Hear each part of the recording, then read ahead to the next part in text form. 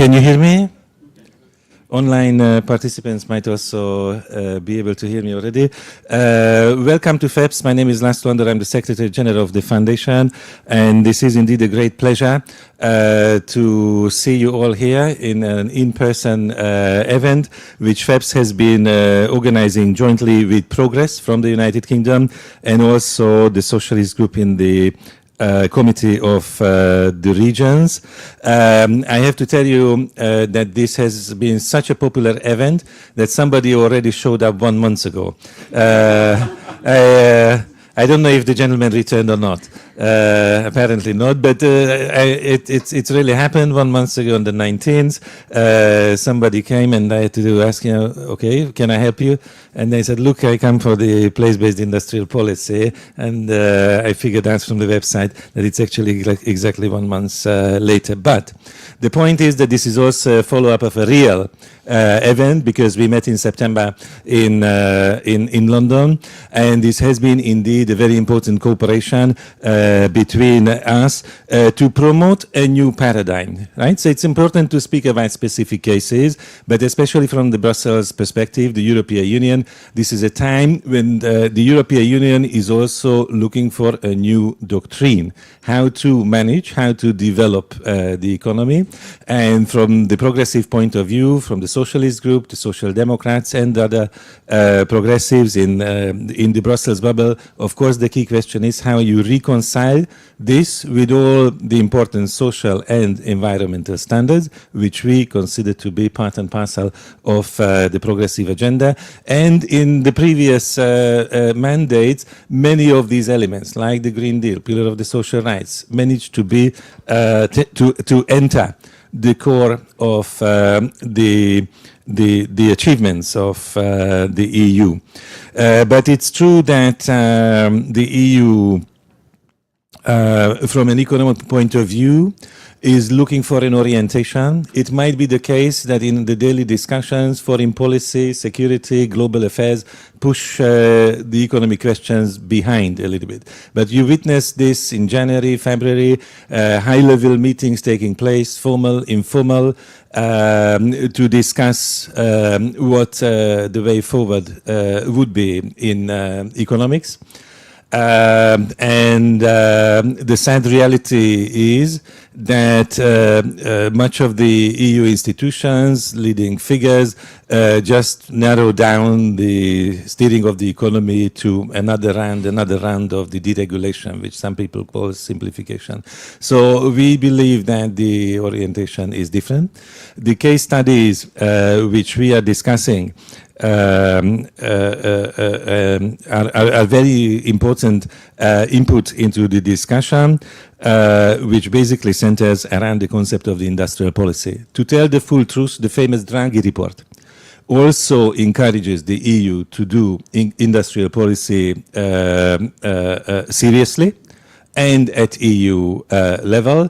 There are too many people who read the Draghi report selectively and pick up some other aspects of it. But in reality, the Draghi report is also about industrial policy connected with innovation to speed up productivity and uphold the agenda on climate, but also the social model of the European Union.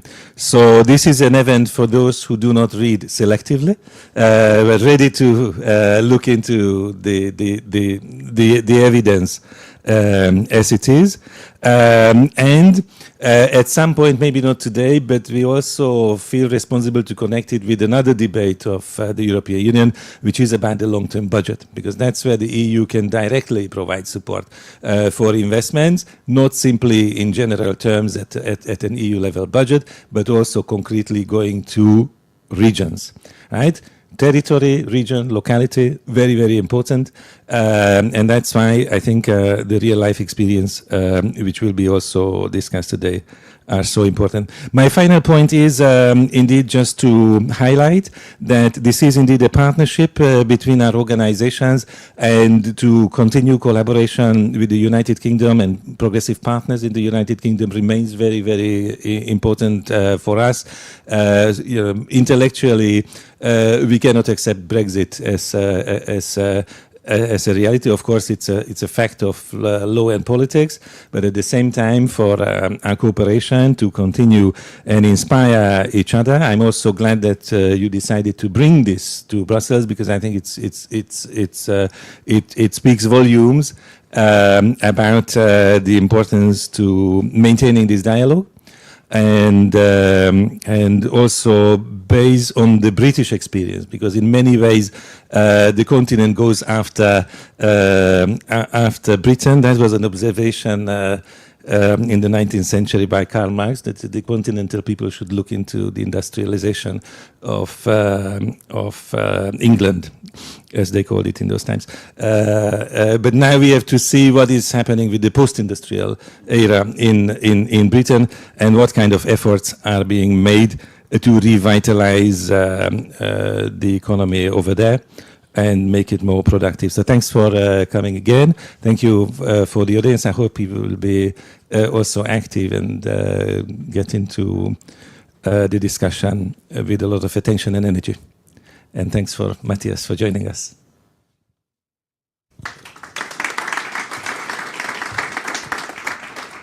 Hello everyone, thanks for coming today, and thank you Laszlo for the introduction.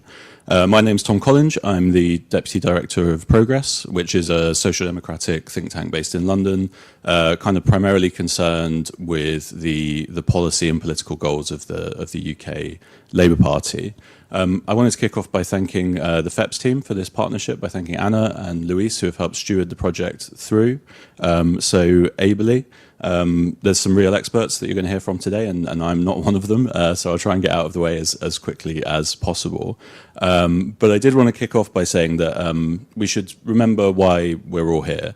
Industrial policy is being taken seriously in Europe and in Britain again. That's a great thing, but we should start by reflecting on why that is. In Britain, at least, it's a reaction. It's a reaction to our struggle for growth. It's a reaction to the pressures of the climate emergency. And it's a reaction to a more dangerous world, one in which war is being waged kinetically on our continent and economically against our countries. It's the appropriate reaction, but only if we can learn to do it right. Sadly, at least one of the UK case studies in this report, Port Talbot, is an example of how reactive industrial policy imposed from the top can not only fail in its industrial and economic goals, but in the space that's left by this failure, create a breeding ground for populism. It's our responsibility to resist that. It's a political project to do this right, as well as an economic one. And what's good, and what's drawn out by some of the work and the cases of Pori in particular, and the semiconductor industry in Saxony, is there are models that are not reactive, that are more collaborative and have proved to be enduring after the thing that they're reacting to, in some cases, has broken down. What makes them enduring is the integration of the business interest with the democratic and civic institutions in the place. This is always expressed differently, conditioned by the culture, conditioned by the institutions, conditioned by the history. But the common thing is the horizontal integration of these moving parts in a place. What we looked at is how this works, how it can be improved, and how it can be better integrated, not just horizontally, but on the vertical axis, how the local, the national, and the supranational can work better together. Cornwall, the other UK example, is an example that is no doubt replicated in many other parts of Europe, where the potential, if we get this right, is enormous. It's a place that's highly vulnerable to the populist right, but one that has huge industrial potential in the industries of the future, where the lithium and the tin that are underneath Cornwall can drive the digital transition and drive the green transition. Getting that linkage from the local and the national is critical, and without the right support from the UK government, without the right integration with EU partners and institutions, it won't be realised. So without trying to overclaim, in the end, this project is about stronger places with stronger industries. And stronger places with stronger industries means a stronger Europe, something that in my lifetime has never been more needed. So that's why we're really proud to support the work, and we're really looking forward to the discussion today. Thank you. I will now introduce our panel. Please, the research team, join me on stage. So we have Theo Cox. He is a senior expert at Demos Helsinki. Gerard Ostervik, he is now digital policy advisor at the European Parliament, but actually he was, as you probably all know, at FEPS, and he started this project. It's his brainchild. And then Tom will come in place of another author who is at Atkins, who cannot join today. He is sick. And then online we will see also Harry Pitts, who is professor at the University of Exeter. So without much ado, I think I'll just give floor to you now.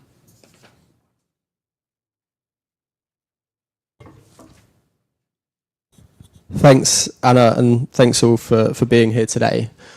Now, I want to start by acknowledging that in a world that seems so gripped by just totally abject crisis, it seems perhaps kind of odd to be talking about something as potentially parochial as place, right?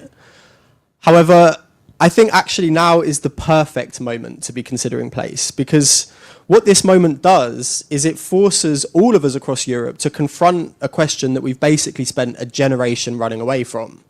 And that's the question of where our security actually comes from. And when we answer that question, quite often what we're led to is what we make and what we mine. And more often than not, this is inseparable from the question of where we make it and where we mine it. In other words, the question of place. Now, as Tom touched on, we're kind of long past the point of industrial policy being a resurgent trend. It's in a world of intersecting climate and geopolitical breakdown, it's a matter of national survival, and I think all of us get that. But when we confront this new reality from a place-based lens, we're left with two uncomfortable conclusions. First, that we've ceded control of the critical supply chains, materials and capacities that we're going to need for the transitions to come. And we've now got to consider whether and crucially where to rebuild and relocate these. And second, that it's often the communities that have borne the cost of previous industrial transitions, be it the steel towns, the mining regions. These post-industrial peripheries are also the places that once again we are asking to bear the burdens of the transitions to come. And in many cases, they know it, right? So as Tom said, if we don't get this right, not only are we going to be left materially lacking in an unsafe and unstable world, but the slow-moving democratic crisis which we're all experiencing is going to subsume us. And that would be catastrophic, not just at the level of progressive values, but also for the stability and resilience that we're going to need to meet the challenges ahead.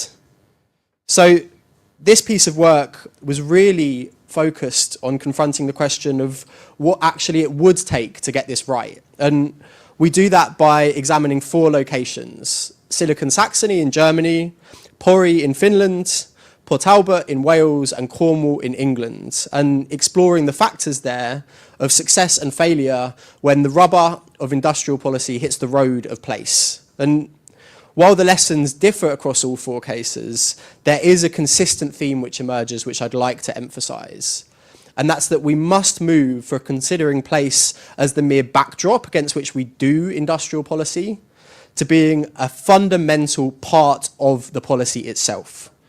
And with that, I'll hand to Gerard to take us through what we can learn from Silicon Saxony. Thank you, Theo. Hello, my name is Gerard Oosterwijk. I used to work here in FEPS, and it was a great pleasure to work with this great team of researchers. And so I will talk a bit about Saxony. I'm not from Saxony. I'm from the Netherlands. We have a politician here that's based there. So Matthias will speak later, who knows better probably than me.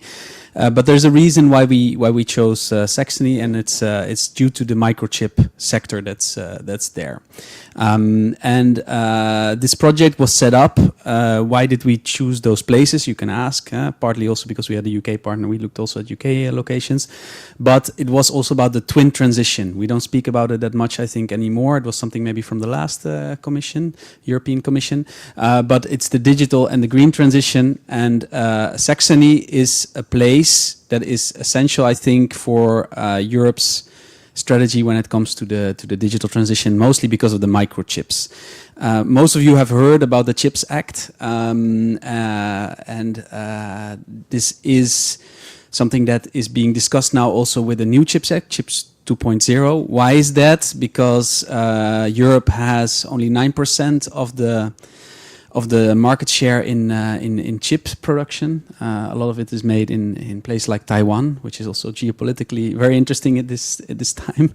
But we're very reliant on imports, and this reliance, especially on the digital front, it's in multiple ways, but also in, I wouldn't even say resources, but part of the elements that we need for the digital transitions are chips, and we are reliant on foreign actors.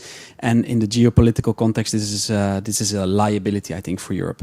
It's not something new. This is from so the numbers from 2019 was 99% only of the market share. We're 5 years on, a bit more even than 5 years, and we're still under the 10%. Well, we kind of need 20%. The target is 20% for Europe, and it's also what we need to be autonomous or self-sufficient when it comes to microchips. So we haven't been moving fast enough. And at the same time, we have certain hotspots in Europe. Like I said, I'm originally from the Netherlands. We have the Eindhoven region, which is a place around, historically around the Philips. So that's the televisions, radios, lights. It started with lighting. But now Philips kind of didn't move away. It's still there, but is in the shadow of a bigger firm, this ASLM. It's the microchip they make the machines to make microchips, and it's they have what they call a choke point in this value chain. They make something unique that then goes to Taiwan and to other places to make the microchips. So it's a value chain, but Eindhoven has this spot. But where do we produce in Europe a large part of the microchips? It's in Dresden. So we wanted to go there to see, to learn what is behind, how does this work, how did this came about, what is there to learn from a regional perspective for the rest of Europe, and how do we make it concrete if we want to learn from it and scale up and catch up as Europe? How do we learn from the situation there? And I think one lesson for me is that there is a lot of history behind that you cannot just replicate. This has to do with even before the Berlin Wall. This Dresden was a place where there was a lot of different microchips than we have now, but a lot of electronics happening since the 60s. So the workforce was there. Also, when the Berlin Wall fell, there were thousands and thousands of people were working there. 25,000 people at that time. So that's a long time ago. But 25,000 people were working in this sector in '89 that were there. It wasn't perhaps maybe the cutting edge high tech compared to the West at that point. Maybe in some points of time they were more advanced than the West, but at that time maybe they weren't completely up to date, but highly skilled people that were making microelectronics. And I think one of the successes that there's now, and if you talk to the people there, and if you read to also what happened in the history, it was quite tricky to make this transition from the communist system of the German Democratic Republic to the current Europe that we have now. But this talent that was there, the infrastructure that was there, was kind of redirected to the new system. It wasn't easy. There were times that it could have gone the other way, but it managed to be used. Also, of course, with all the investments that were coming also from the West, from Western Germany, the subsidies that were there. But I think also when it comes to the governance, it's very clear that the leadership of the region, they understood the importance of the microchip sector, and it's even before, you know, like now we know, everybody knows and everybody's talking about chips, but they knew this was an essential sector for their region. They were willing to invest their expertise, so leaders with expertise, public sector with expertise, to also attract the investments, to attract the companies to invest and to open up shop, to open up factories. And when you talk about microchip factories, we have to imagine like that these are very complex factories. It's not just, you know, a bakery or like even like car factories are also very complex, I would say. We have one here in Brussels, the Audi factory that recently closed. It's a huge complex. It's a bit different, but there's a lot of square meters involved. You need to have a good public administration to support the permitting, to support this creation of these places where, so not only the place in the sense of a region, these places where these things are being made. So the interest from the public sector, the interest from the public authorities, the political leadership was a common thread through the history to make the success that there's today. And I think also the research. That's a bit obvious part, but there's a lot of Fraunhofer institutes in Dresden. They came also after the unification of Germany. There were some institutes being located there. That of course helps. There's one thing that in this history of Dresden, they were the ones that invented the 300 millimeter wafer. It's a very technical thing, but the one thing that they make chips on, it was invented there. It's now the global standard. Those things help. So investing in innovation is very important. But if you want to produce, just innovation is not enough. It's also to make the actual places, to have the workforce, to have the ecosystem. And I think that's also where it was interesting for us. It was relatively easy to speak and to talk to the people on the ground because they are organized as well. We have the Silicon Saxony. It's a name, but it's also a collective. I think they have around 600 companies are part of it. It's the region. They have organized themselves, and it's not something from the last 10 years. It's older. It goes back. They are deliberately organizing their ecosystem and making sure that the ecosystem grows. And that then results in now, like looking forward, like what does Europe need to do to catch up, as we say. This is one of the places where you can attract the investment, the private investment, and let the public investment, whether it's from federal funds, regional funds, but also the European Chips Act that has funding. Where can you make this, have the most added value? It's in places like this where they have the expertise and where they can scale up, and that results in the Taiwan TMSC. They started the EMSC, so not Taiwan but European microchip factory, and those are the examples where you see, okay, Dresden is a place where it's able to scale up. But what does it mean also for European policy? I think one takeaway for the European industrial policy, they were very much saying, like, what we don't need is competition between regions. We need cooperation. We need to really see how do we have hotspots in Europe. How do we use those? How do we scale them up rather than to start from scratch? Because I think that's also a lesson. All this history, you cannot just replicate that and put that somewhere else. So you need to see, like, where can you build on what's already there and to scale it up. And I think one very interesting organization for us also to work with in the future is the European Semiconductor Region Alliance. They are thinking about the different regions that are doing this to really cooperate and to see how can we make, for example, Chips Act 2.0, how can we make this into a success?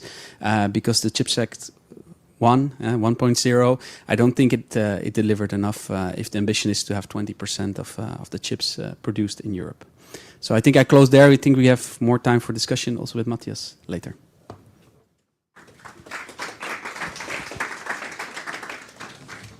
Thanks, Gerard. And I'm back now to discuss the city of Pori in Finland with you all.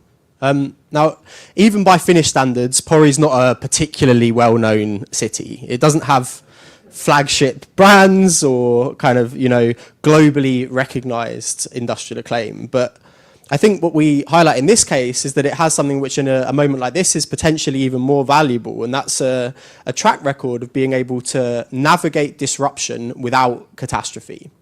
So to illustrate this, I want to go back to the 1990s, where Finland experienced a pretty cataclysmic national depression. Like, I think GDP fell by around 15%, and the local industrial economy of Pori, which was structured almost entirely around trade and export to the USSR, basically was hit incredibly hard.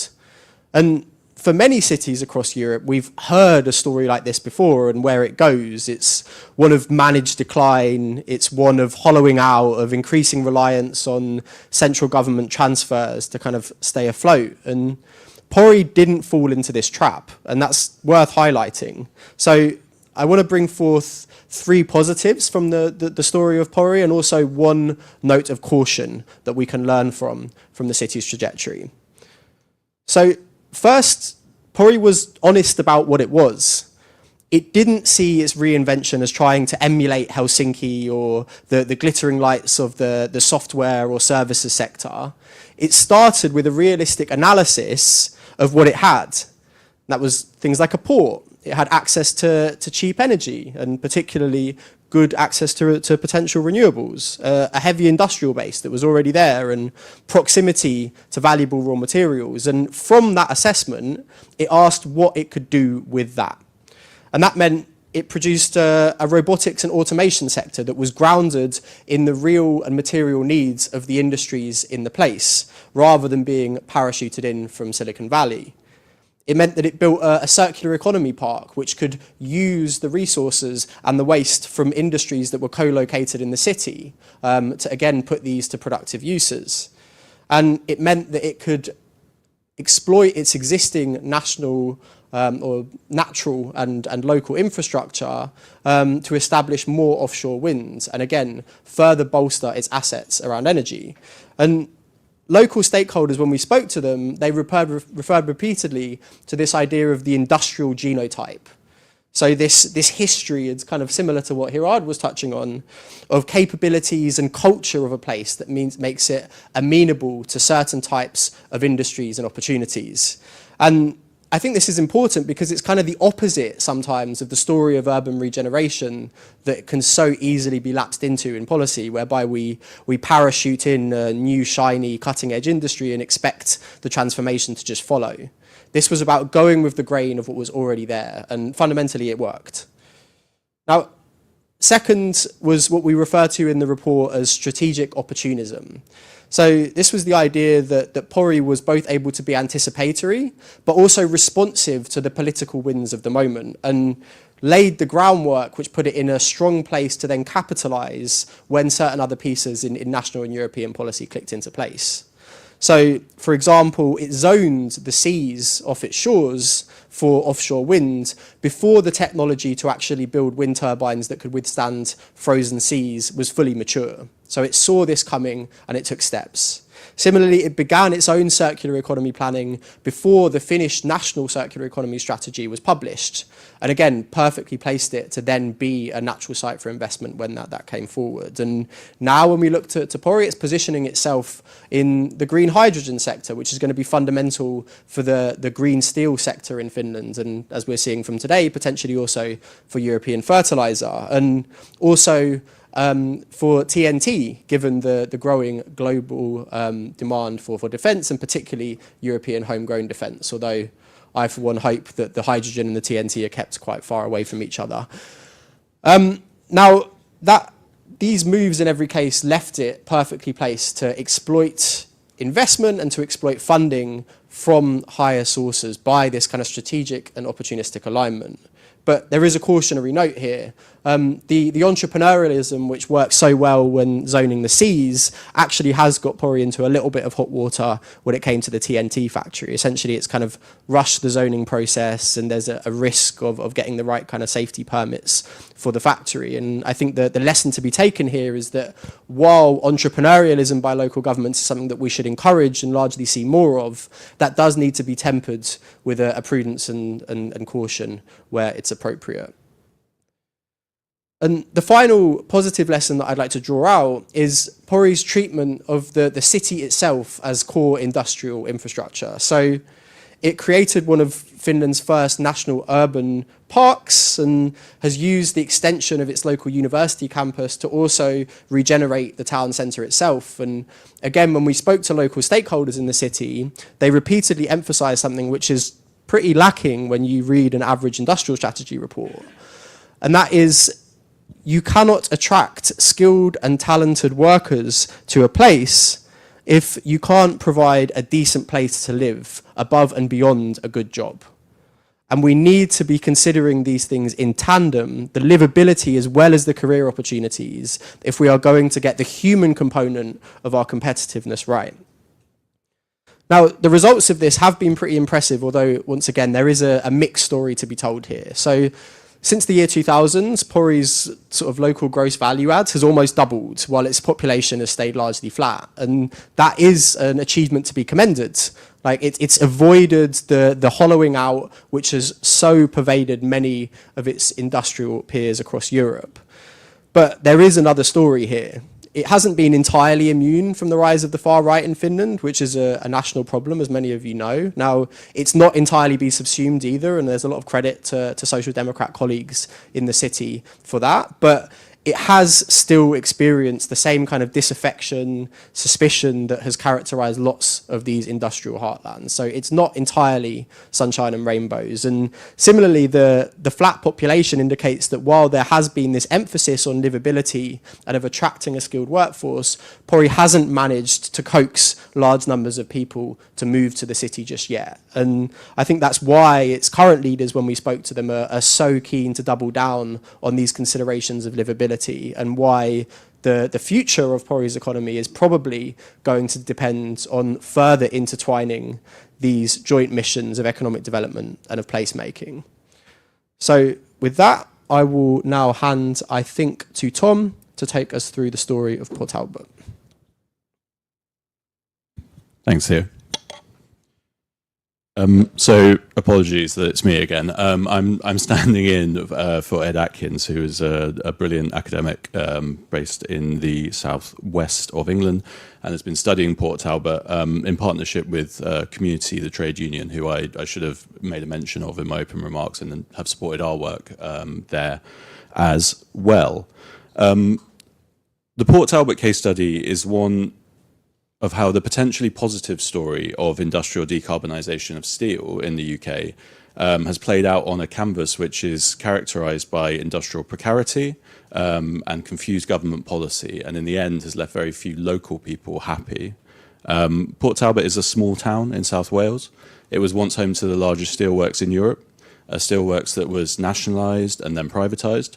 A steelworks that now, if we put a positive spin on things, is pointing the way towards greener industry in Europe. But if you ask most local people, is substantially less than it once was. At its height, the steelworks was employing 18,000 people. Since being privatised in 1998, it has struggled. Its private owners, initially the Anglo-Dutch Chorus Group and more latterly Tata Steel, have effectively struggled to make the site economically viable. This is down to pressure from cheap imports driven by overproduction in China, high electricity costs in the UK, and increased logistics and materials costs post-Brexit. Tata have, over the last 20 years, been trying to pull out of the site entirely and shut it down and sell it off. They claim it has been losing up to £1 million for the business a day.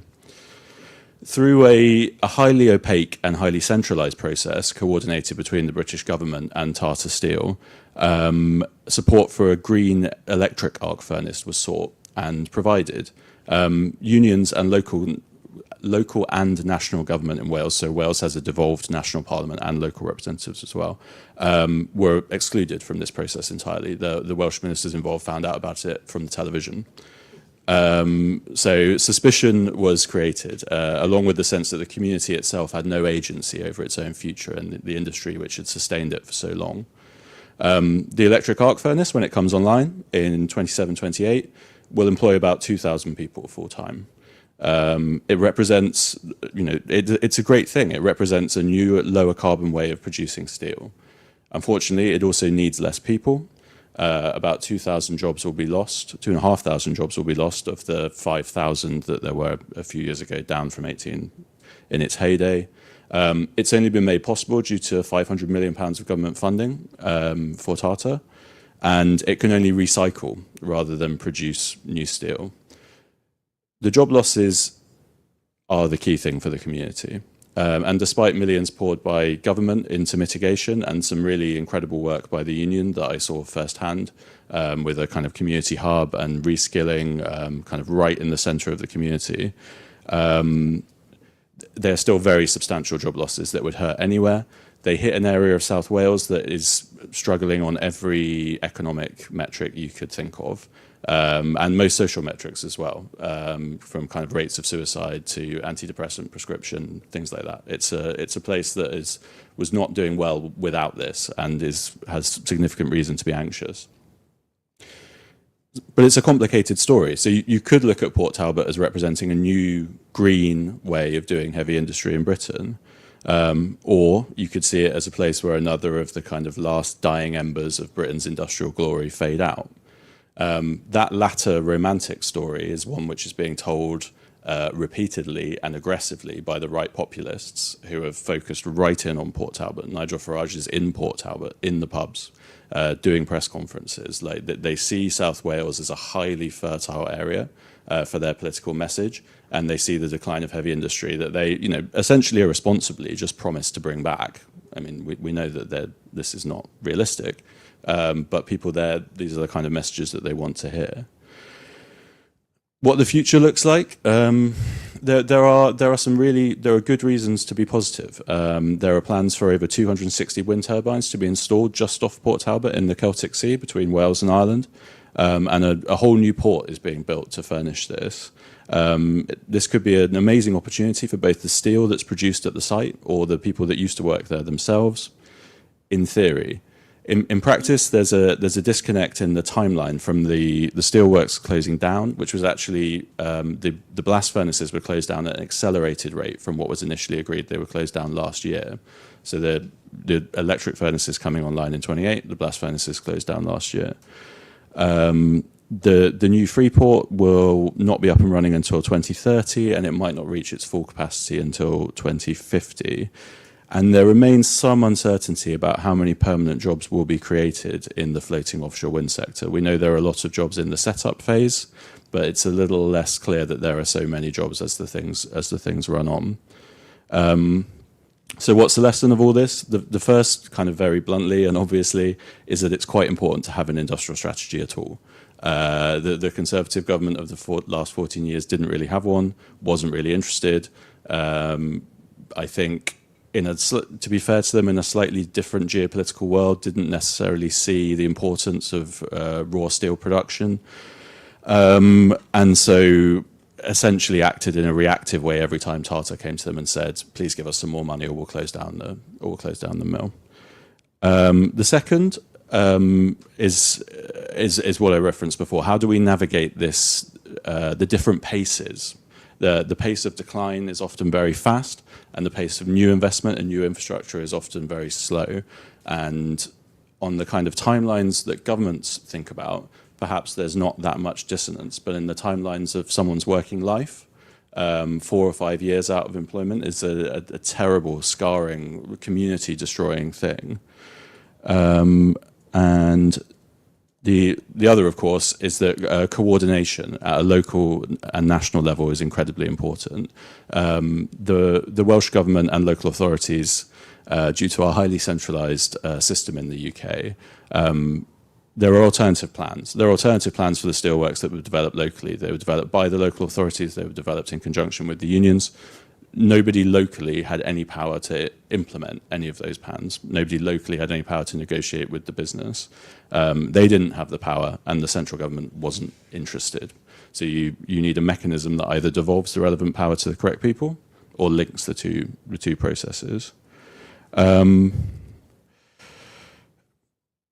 The barriers raised by this centralized governance raise the kind of meta question, I suppose, for the whole continent, which is how do we support the industrial transition while ensuring that local consent and democratic legitimacy is maintained. It's going to be very difficult for us in Europe to replicate a kind of top-down industrial policy like you might see in China or even to some extent the US. And in the end, unfortunately, I'd like to have a more positive thing to say, but Port Talbot represents a cautionary tale about the need for joined-up decision-making and the risks of political backlash. So, thank you. Do you want the mic? I think it's Harry now. It's Harry. Oh, sorry. Yeah. Harry, is Harry online? I am. Yes. Can you see me? Yeah. Yeah. Apologies, I couldn't be there with you today. I've got a little bit of mic feedback. Is it possible to mute the room temporarily?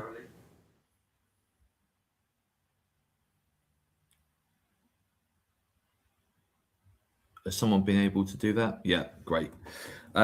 Yeah, apologies I couldn't be there with you in Brussels today, but I've got childcare responsibilities, which mean I need to be here in sunny Cornwall, which I'm going to say a little bit more about now.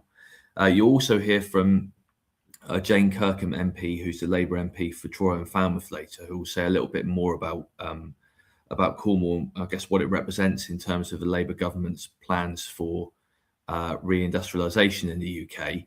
I'm born and bred here in Cornwall, and I'm lucky to work and live here today. So it's a place I'm very passionate about, and I'm proudly parochial about Cornwall as well. John Tomany wrote a great piece on place-based industrial policy about parochialism and the pleasures of parochialism. We often use it as a negative term, but I actually think when we're taking place-based approaches, it makes a lot of sense to work up from places themselves in a way that looks at their specificity.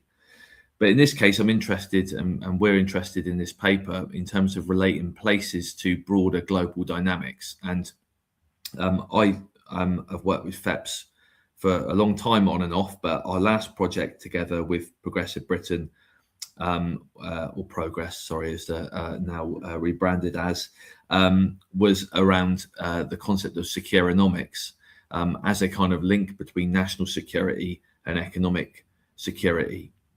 And the implications of that for workers. So relating the global to the national. And I like to think of this project as having gone a step further in then relating that to the local as well. So the global, the national, and the local in articulation. And in looking at Cornwall, it's a slightly different case study than some of the others that we've dealt with in this project, in that it's at a reasonably, it's at an early stage of development. It's an emergent and prospective case of industrial policy in action, and that status there really comes from what I would describe as kind of sedimented relationships of history, so past and present intertwining, and future, and also geography and geology. So literally sedimented. You know, what is under the ground, what is above it, and then what's up there in the sky. Natural advantages and natural resources that are being reframed by the geopolitical reshaping of the domestic economy and translated into political and economic opportunity through that as well. So to give you, some of you may have been to Cornwall before, but it's a narrow peninsula at the end of these islands. It's often framed as peripheral, or peripheralized, as I would like to put it. Touristic in a way, and a place of pleasure and leisure largely for visitors or people who desire to move there to convalesce from life in the city, which hasn't always been the case. Cornwall was actually, because of its access to primary resources under the ground, which are becoming newly relevant today, so tin and copper and tungsten, it actually had a very early onset of industrialization. And I like to say it led the British Isles in industrializing, and in that sense led the world as well, because of those primary resources. But that early onset industrialization was followed by a very prolonged period of deindustrialization as the fortunes of the always up and down geo-resources industry fluctuated. And during the 20th century, it was already on its way to industrial decline before some other parts of the country had even got going industrializing. And we've dealt really with the consequences of that in Cornwall a couple of it's largely moved towards a service-based economy that is largely geared around providing pleasure and leisure and care for an aging population, and that hasn't provided a very solid foundation for good work or good growth. And that's been supported up until Brexit by a large input of structural funding from the European Union. So a good example here is the university that I work at and I studied at, and I wouldn't have left Cornwall had it not been there, and I wouldn't have come back, was supported by European Union structural funding as a form of social and economic regeneration of the area to provide opportunity to people like me. So thanks to the European Union. But that structural funding ultimately subsidised an economy that didn't fundamentally change in any way. Today we're reckoning with that, obviously, as the UK looks at its diminished advantage in the world that's come from taking the misplaced gambit on a service-based or knowledge economy that never really came to pass for a lot of people. So Cornwall today epitomises what has been propounded by the Chancellor as securonomics, and it's a case study for its potential and its successes. Cornwall has a unique combination of different critical industries and critical infrastructures relative to its size. Under the ground, it's rich in world significant bodies of tin, of lithium, of tungsten, which is becoming newly relevant due to defence investment. Above ground, it's got a coastal geography, which is peppered with important infrastructure, whether undersea cables being landed or energy installations around wind. Also, we've got above ground, because of our peripheralized character, reasonably clear skies, perfect for satellite installations in space. All of these things are becoming reframed as really important to the national interest in ways that can benefit Cornwall.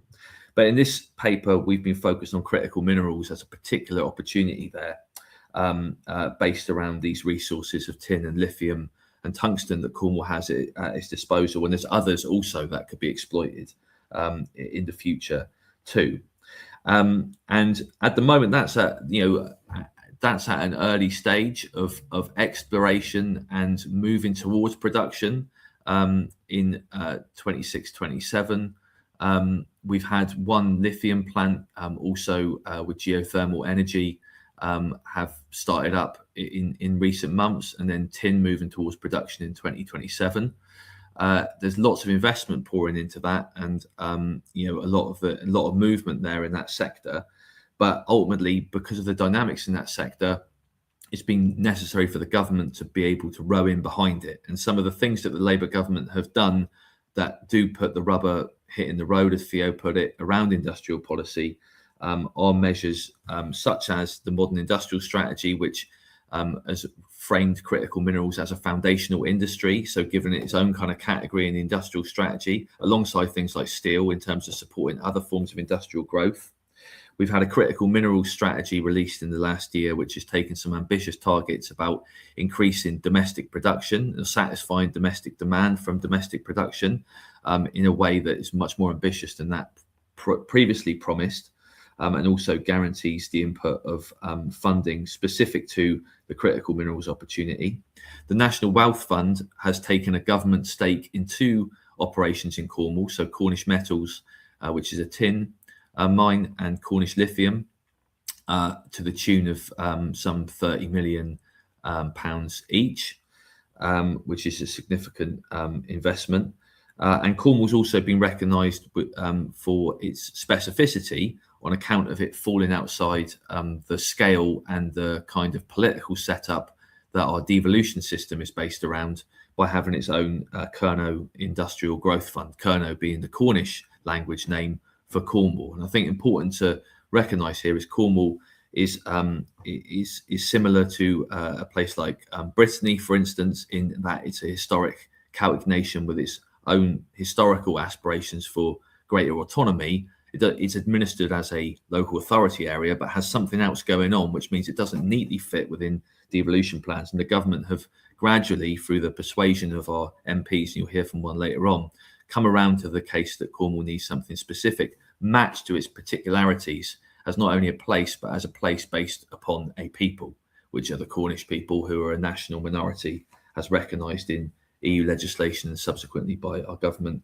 here after Brexit too. Now, so there's the opportunities there of an approach from the government to invest in industrial policy in pursuit of an industry, being critical minerals, that's pivotal to national and economic security.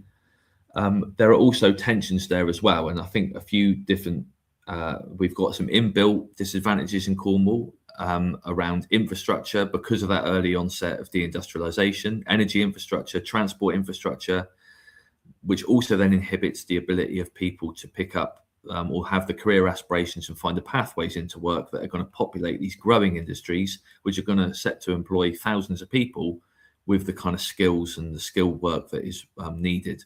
And then also then to distribute the value of that into working class communities that are among some of the most deprived, not only in the UK, but in Europe, actually, in Cornwall. Some of the other tensions, though, are a bit more on the political economic side more broadly. Just a few kind of news stories from previous weeks which highlight this, as well as the tremendous, success of geothermal lithium extraction having taken off in recent months. We've also had stories of Imerys British Lithium, which is owned by the French company Imerys and was opening up a lithium plant, having paused production in Cornwall in order to place all of their attention on a French plant that they operate. And that's been seen as owing to the fact that the subsidy environment is seen as more favourable in France, with the government having already kind of invested in one lithium producer in Cornwall, which shows that kind of pick and winners tendency and the kind of, in a way, the international competition for subsidy environments. We also had an instance in the northeast of the UK where a lithium refinery moved to the US, aware that the Trump presidency was much more likely to be able to invest large sums of money in its growth than the UK government. We've also seen in recent weeks, again with that international dimension at play, a letter of intent issued by the US State Investment Bank to Cornish Metals, which currently our government has a stake in. Sorry, I'm just wrapping up, but now I can hear the feedback in the room again. Sorry. We've also seen the US express an interest in investing in that as well, which calls into question those issues around sovereignty, sovereign capability, and then also the ability of the UK to be able to retain the value in place, I guess, but also make sure that it's got access to its own critical supply of what it needs for the future. And I think those examples do show that there needs to be a role for the state, irrespective of devolution frameworks, to be able to impose itself on the situation by stepping in and I guess meeting the match of the moment of the greater presence or the different presence that the state is playing in industrial policy, in ensuring that national economies are resilient and protected in this process of reindustrialization. And I'm sure we can unpack those issues more. Thank you.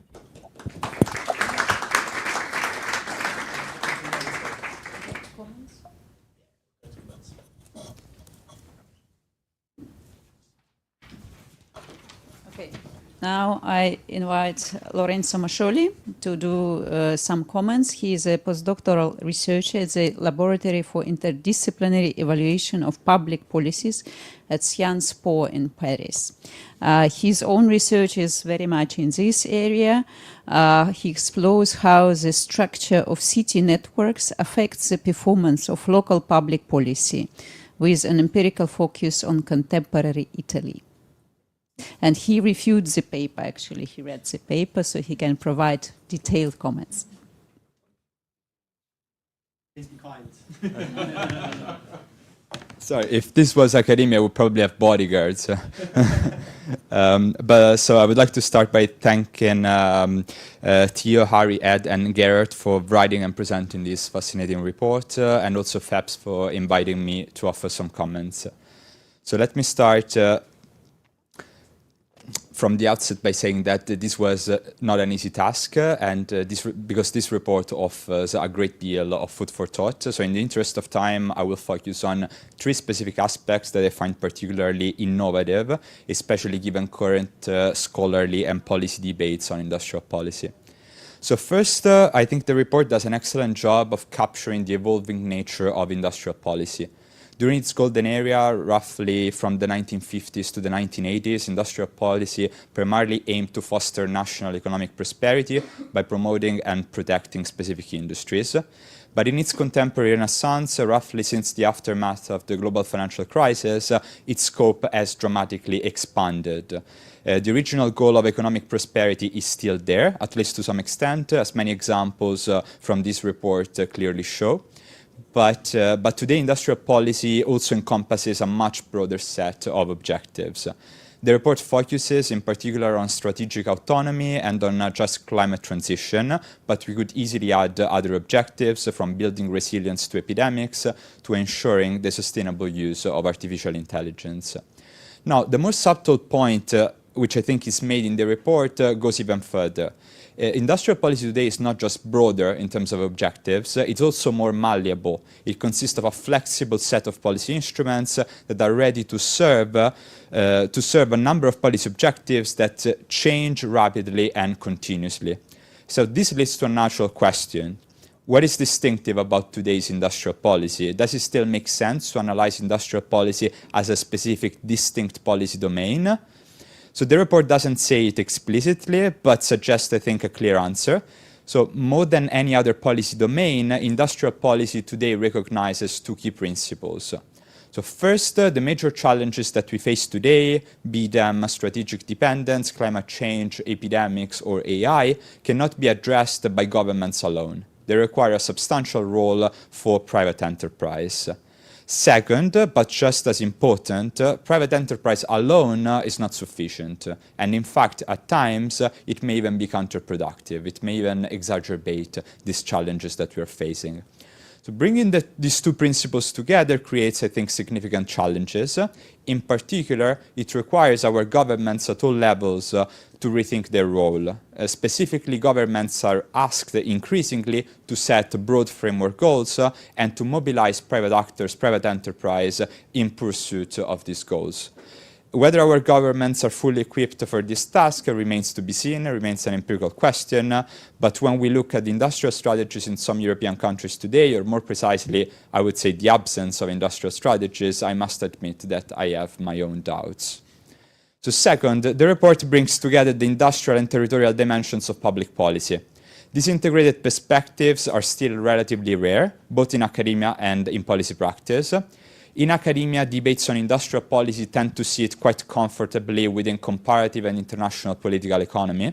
By contrast, territorial disparities and uneven development are mainly studied in economic geography and in economic sociology. We see similar divides in EU policymaking. Industrial policy is still largely managed by DG competition through the state aid regime, and territorial policy within DG regional and urban policy, DG regio, through cohesion policy. More broadly, many scholars and practitioners still largely assume a clear division of labor, with industrial policy being mainly about innovation and growth, and territorial policy being more about cohesion. Sometimes this divide is even framed and perceived as a trade-off, as if the 2, industrial and territorial policy, were pulling in opposite directions, and governments had to strike a balance between them. The report shows that this apparent trade-off is in fact misleading. It demonstrates, I think especially through the case of Pori in Finland, that industrial and territorial objectives can be integrated within the same policy interventions. And the place-based industrial policies that, as I said, we observed in Pori, I think are a particularly compelling example. But the report goes one step further. It suggests that industrial policy interventions are actually more effective when they are embedded in territorially specific challenges and opportunities. At the same time, this growing overlap between territorial and industrial objectives also raises important challenges. In particular, I think there is a risk that urgent and salient industrial policy goals may crowd out the less visible but equally important challenge of uneven territorial development. We have seen this before. Within cohesion policy, for example, similar tension already emerged in the 2000-2007 programming period, when the Commission sought to align cohesion policy with its knowledge economy objectives enshrined in the Lisbon strategy. And we are seeing this dynamic again today in the current programming period, perhaps even more strongly, with some colleagues of mine in academia now speaking of a hyper-Lisbonization of cohesion policy. So I believe we should be very cautious here. The cohesion policy does not only address territorial disparities, it also plays what I believe is a crucial role, if sometimes less visible, a crucial role in capacitating local communities. It does so by providing funding and by providing administrative resources that enable local actors to shape their own development trajectories. The second objective is subtle, but is fundamental, and it is unlikely to be fulfilled if policy priorities are imposed from the top down only on the basis of urgency and salience. The third and final point I would like to highlight concerns the role of governance, especially the role of governance in shaping the success or failure of place-based industrial policy. The report concludes, and I quote, "Governance emerges as perhaps the most critical factor mediating policy success or failure." And by governance, the authors mean, again, I quote, "the institutional arrangements, decision-making authority, and stakeholder relationships through which industrial strategy is designed, resourced, and implemented." Much recent social science research, including my own, would very much agree with this conclusion. But going one step further, we should ask what this really means for our polity, for public policy. From one perspective, this conclusion, the conclusion that governance shapes policy success and failure, is good news. An optimist might welcome the idea, especially because for a long time, social scientists have emphasized deep and long-standing institutional legacies. To give one well-known example, in Making Democracy Work, the political scientist Robert Putnam explains differences in regional government performance in Italy by tracing them back to variations in social capital that can be traced back to the Middle Ages. So from that perspective, the report's conclusion is reassuring. If policy performance depends not only on deep-seated, long-standing institutional legacies, but also, and perhaps more importantly, on governance, the improvement of policy performance may be more within our reach, given that updating governance arrangements is likely to be less demanding than transforming deeply rooted institutions. But from another perspective, this conclusion is also quite troubling. Governance is a concept with an extremely wide scope, and when I first reviewed this report, one of my comments was that the term was being used almost as a residual category, capturing everything that was not explained elsewhere. The authors, I think, have clearly refined their use of the concept in the final version, but the definition of governance that they quoted earlier from the report remains broad enough to pose a challenge for policymakers. Put simply, once we know that governance matters, what exactly should we do? Which dimensions of governance are most likely to improve policy performance when reformed?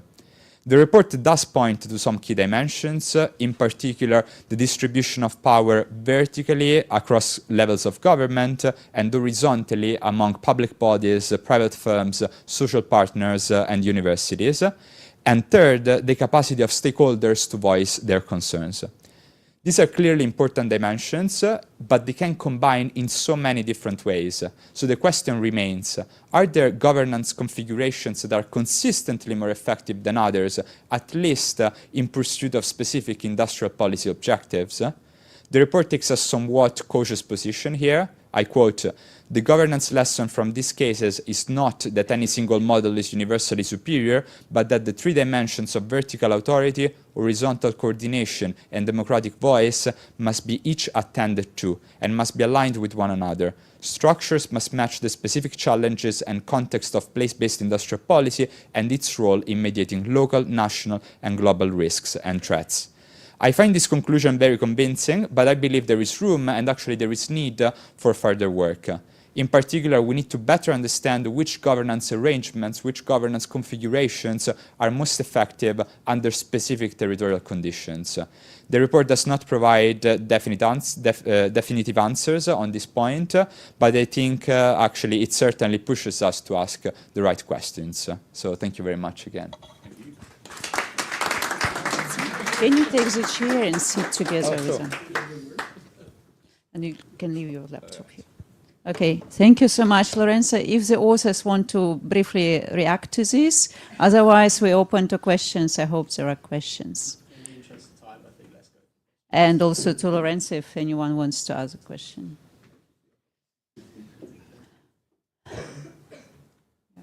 Do we have additional mic? Okay.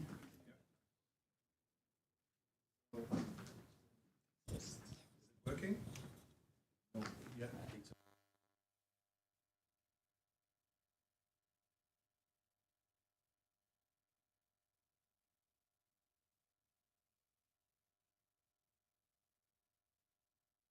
Now it works.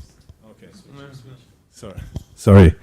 Okay, my name is Thomas Robin. I'm coming from the Committee of the Regions. I'm the director in charge of industrial policy and cohesion and competitiveness policy, so bringing all these elements together. Maybe just one point, what you mentioned on governance. And the Saxony case is very interesting in this way, because when I was director of the Saxony-Anhalt office from 1995, I accompanied this process very well. Multi-level governance is very crucial there. For example, when Robotron, the former company which was the basis of the industrial heart for the microchips in Saxony, was privatized, there was a huge involvement of public grants, subsidies coming in, where you needed an agreement at regional level, a national level, and European level. We had a special task force for these privatization in the Commission in order to streamline and to push these together. This kind of multi-level governance, that three levels work together, what is the priority? Do we make close the company, or do we really seek for private engagement but with heavy public investment, was crucial. This element is totally missing at the moment when we look at the industrial policy at the European level. Either competition policy or regulation through the DG GROW. And we have now some interesting sites like the Critical Chemicals Alliance, where the Commission is trying to come back to the question, what do we do with the sites which are under heavy pressure? But they do not link it up to a holistic approach of regional development, which you need in that area. Governance by regional government. And I wanted to raise one point. The OECD has done tons of work on it, and the advantage of the OECD is that behind it is all member states. They are advocates of multi-level governance, place-based industrial policy. When you look at the East German case, Saxony is clearly a success story on the computer, but there were also in the same region, in the same neighboring regions, stories which failed. So the key question is also, why do some sectors succeed, and why do we have others where it doesn't fail when we have the similar conditions, a political decision of closing plants, privatization, similar structure, similar background. Why did it work there and why not? And I would just encourage to look into that, because the East German case is very interesting, because you have strong regional governments, you have a strong industrial background, but very different pathways of success in these different places. And I think this is where researchers go too narrowly only on one place and not to compare. For example, we have the issue of the chemical industry, we have the machine cluster in Magdeburg, which completely went bust and never succeeded.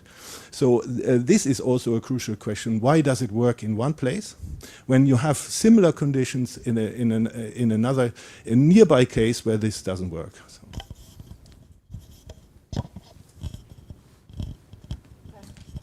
I would suggest you answer now, and then we have another round of questions. Yeah, maybe we didn't have the capacity to do really this analysis. But it's interesting to learn, like what you said about what happened around the turn. You know, what happened with the commission involved and the different layers. We could maybe expand a little bit on that, because it's interesting to learn the lessons of what happened then and what's happening now. So I don't think it was within the scope that we could really compare the different regions. And we were focusing in that sense on one element of the transition, so chips in this case. But I think these questions need to be asked, because there is a big shift, you know, potentially happening around the MFF and around the cohesion policy, and about also which level is it going to be more nationalized or more on the regional level. So I think this is the moment to ask these questions. So maybe it's also for FEPS to see if there's a follow up on this research. But I don't know if any of the... No. So I won't speak with confidence about the particulars of Saxony as an ignorant Brit. That would be remiss. But I think one of the things that poses to me, which is really interesting, is that the place-based successes of these policy interventions is a complex mix of particular sectors and your strategic selection of where you are going to focus your investment sectorally, and of the governance conditions and the nuts and bolts of implementation on the ground. And I think, you know, it is a mix of these two things, combined, of course, with a little bit of luck, as Hirad points to in his case, that will determine success and failure in each case. And I think what we're trying to highlight in the report is that you need to attend to this holistically. You need to be strategic in the sectoral focus that you are making, but also you need to attend to often the less shiny and sexy aspects of the nuts and bolts of governance implementation. And if you don't get both of those decisions right, then you can have kind of, you know, successes with in one case and failures in the other. And there was a really nice quote from one of our roundtables, particularly in reference to the UK government, but I think applies more widely, where a colleague mentioned that they expect that they can just kind of list a few sectors and then industrial strategy will happen. And what we are saying is that actually there is this vastly more complex picture at play here. But I think that the inverse is also true, that if you have the strong governance institutions in Saxony, but perhaps you've been either less lucky or less effective in your sectoral choices, then similarly you can fall on that hurdle as well. Just from the kind of political perspective where we sit, I mean, I think it's interesting, and it perhaps represents some of the challenges of the new way of doing industrial policy, or the new thinking about industrial policy, that sometimes almost like in football, you can do everything right and sometimes you will still fail. Like you can't guarantee success, and I think that's part of the reason why politicians are sometimes a little bit ambivalent about the new agenda. They know that big investments will have to be made in a different way to the way things were done in the past, and sometimes they will likely go wrong, and that is something that makes you quite nervous as an elected representative, certainly in Britain.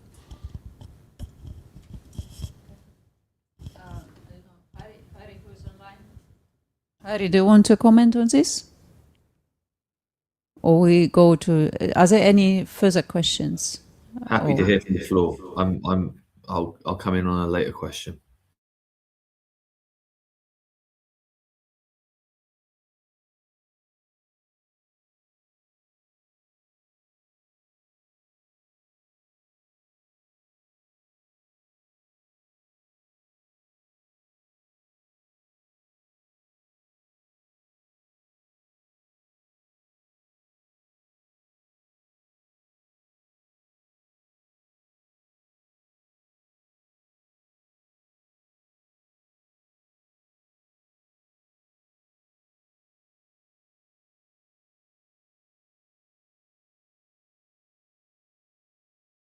Involved in this played as fulsome a role as they were effectively allowed to.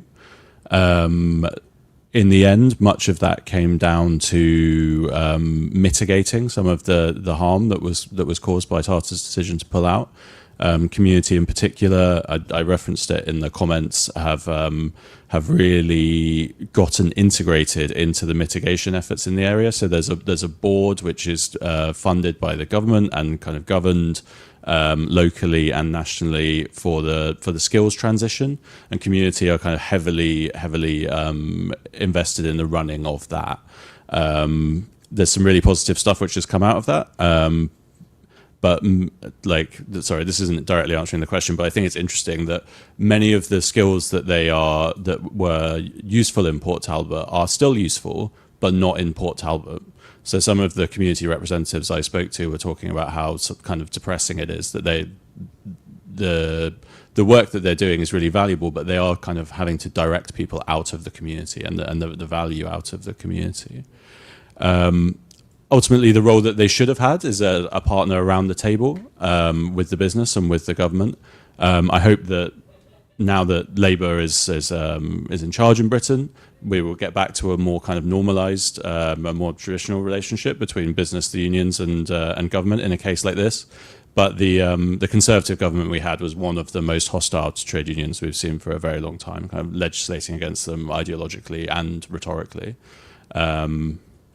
So yes, in the Port Talbot case, not as much as they should have, and not as much as they would have liked to have had. Yeah, maybe for the Dresden case, if you go a bit back in the history, I think on this like essential point, whether or not it would succeed, I think the workers, and I'm not sure if it's per se the trade unions, but the workers really stood up because there were a lot of them, 25,000, skilled workers with these factories in place. And if they, there were some tricky moments. It's mostly like it wasn't per se mentioned in the roundtable that we did in Dresden. But if you read a bit the material, and maybe also see Matthias wants to come in on that. So there, I think the organized workers were essential to keep this feeding ground then for later success. But Matthias, you want to come in now? Sorry for jumping in, but this is an important, and on the Dresden case, it's a bit ambiguous because on the one hand you have the industrial unions involved in the semiconductor sector, but it's much less unionized than we know from other industrial sectors, and it's much less based on collective agreements. So there was in 23 they had one collective agreement at Global Foundries, which is one of the biggest semiconductor companies in Dresden, and that was a huge success for IG Metall, but it didn't have it. Interestingly, not in the German companies like Infineon and Bosch, and they don't have collective agreements. And now with the Taiwanese coming in, they don't even know what the concept is about. So this is like not a full success story, and is something that is also up for debate. I mean, and very briefly, I'll just say in Pori that particularly in this historic period, of course, the well-known Nordic model of tripartite labour relations was, of course, very strong. And while it's sad to see that so under attack in the present moment, particularly in that historic trajectory, one thing that really stood out was this kind of genuine cooperation across the local administrations, business leaders, trade unions and educational institutions, and actually being able through this, what is fundamentally a far more cooperative culture to politics and to industry, able to collectively steward the type of development that benefited the place. So really essential there.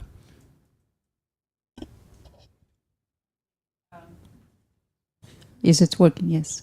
So we have several minutes left. So whoever wants to ask questions or to make a comment, you want? Yes. Okay. Hi, thank you very much. My name is Stefan Daiber, GIZ German Development Corporation. Very interesting. I've learned a lot, not only about Dresden, but my question, I was stumbling about hyper-Lisbonization of cohesion policy. I was asking myself how I'm going to explain my mother this phrase, and would need your help here, and also would be interested in connecting these explanations to multi-level governments needed, and if it is to the benefit or not. Thank you. I guess this question is for me. Thank you very much for the question. So the concept of hyper-Lisbonization I mean, it's a very long word, and has been developed by fellow colleagues. I'm not sure if I remember the paper. I think was Francesco Mollica and others, JRC, economic geographers, and it kind of refers to the tendency of the current cohesion policy programming period, so 2021-2027, to strongly align cohesion policy to the strategic objectives of the European Union, which clearly now involve strategic autonomy, security, defense, etc. And clearly it refers to a previous process of Lisbonization, which is much more documented and established in the literature, which is the idea that during the period 2000-2007, the cohesion policy was really aligned with the Lisbon strategy. So again, with giving national governments the opportunity to use EU development funding to pursue human capital improvement, all kind of objectives that were not necessarily territorial, but were aligned with the Lisbon strategy. Then the question is, what happened in between? So in between, what I think researchers think happened was this idea of place-based policy. The programming period between these two that I've just mentioned, so the period 2014-2020, was inspired by the Barca report. This report published in 2009, written by Fabrizio Barca for then commissioner of DG Regio, and the report essentially introduced this place-based approach. But importantly, the place-based approach introduced in the Barca report was an heuristic. And this, I think, goes back to the previous question of what does it mean to do place-based policy. Place-based policy, in principle, is not prescribable in substantive terms. It doesn't, make sense to give policy recommendations that are place-based because and then can be generalized. So I think two things can be done in this respect. One is to try to think about the conditions of places that are similar across different regions and try to link policy recommendations to territorial conditions that are present in one place but may be compared and may be found, at least to some extent, in other places. Or the second thing that can be done and was done in the Barca report is to give heuristics. So rather than give substantive recommendation, you should do investment in this sector, you should do this kind of policy, you should do digital innovation projects, you give recommendations on how the policy-making process should be improved so that the community is empowered enough to find their own answers to their own problems. And this, I think, was the attempt, and there is a big debate on whether this attempt has been successful. A clear example is the smart specialization strategy of cohesion policy. There's this big experiment, the big application of the place-based approach, and there is a massive debate on whether this has worked, a debate that I'm not going to summarize here in the interest of time, but I encourage you to kind of explore these debates, which are really interesting in that they really blend academia, policymakers, normative and policy stances. I don't know if you want to add anything on this. I think we are out of time, so I'll just actually it's interesting how this question of industrial policy blends so neatly with the budget discussion, because right now for MFF we have exactly this discussion: how do we reconcile competitiveness fund and cohesion fund? And so apparently it's all together. So I would like to ask you to applaud our panel, thank them for their contribution. And we meet in 15 minutes, 11:15, for our next policy panel, which actually will flow from in a similar direction, more with political figures.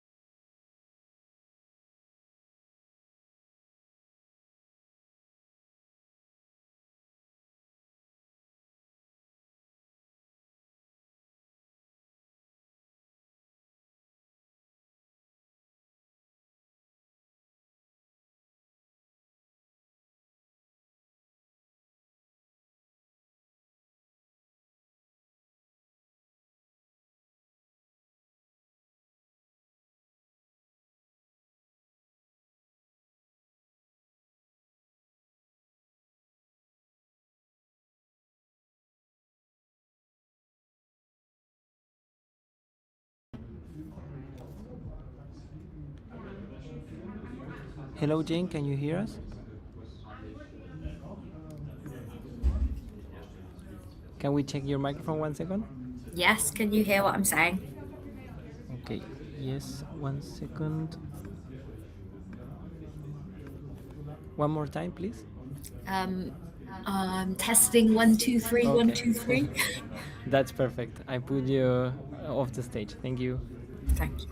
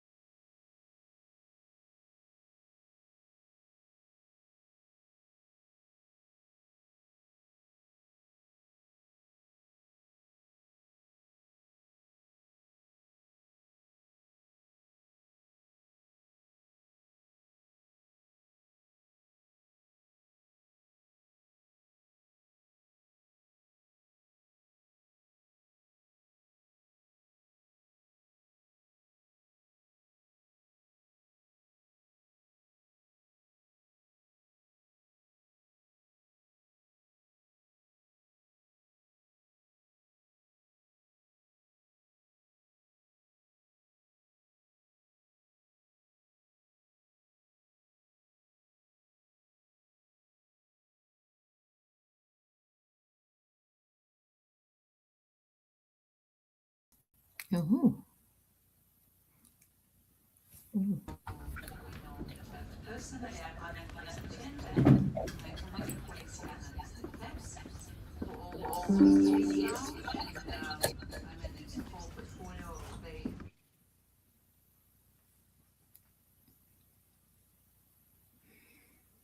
Everything. So now, for our policy panel, we're excited to have some policymakers present, but we also have a diverse panel discussion afterwards. But first, Matthias Ecke, MEP, member of European Parliament from S&D Group. I will ask him to make a keynote, but briefly, just a little bit about him. He is serving on several committees, Committee on Industry, Research and Energy, also Subcommittee on Tax Matters, and also Committees on Regional Development and Economic and Monetary Affairs, also very multifaceted person.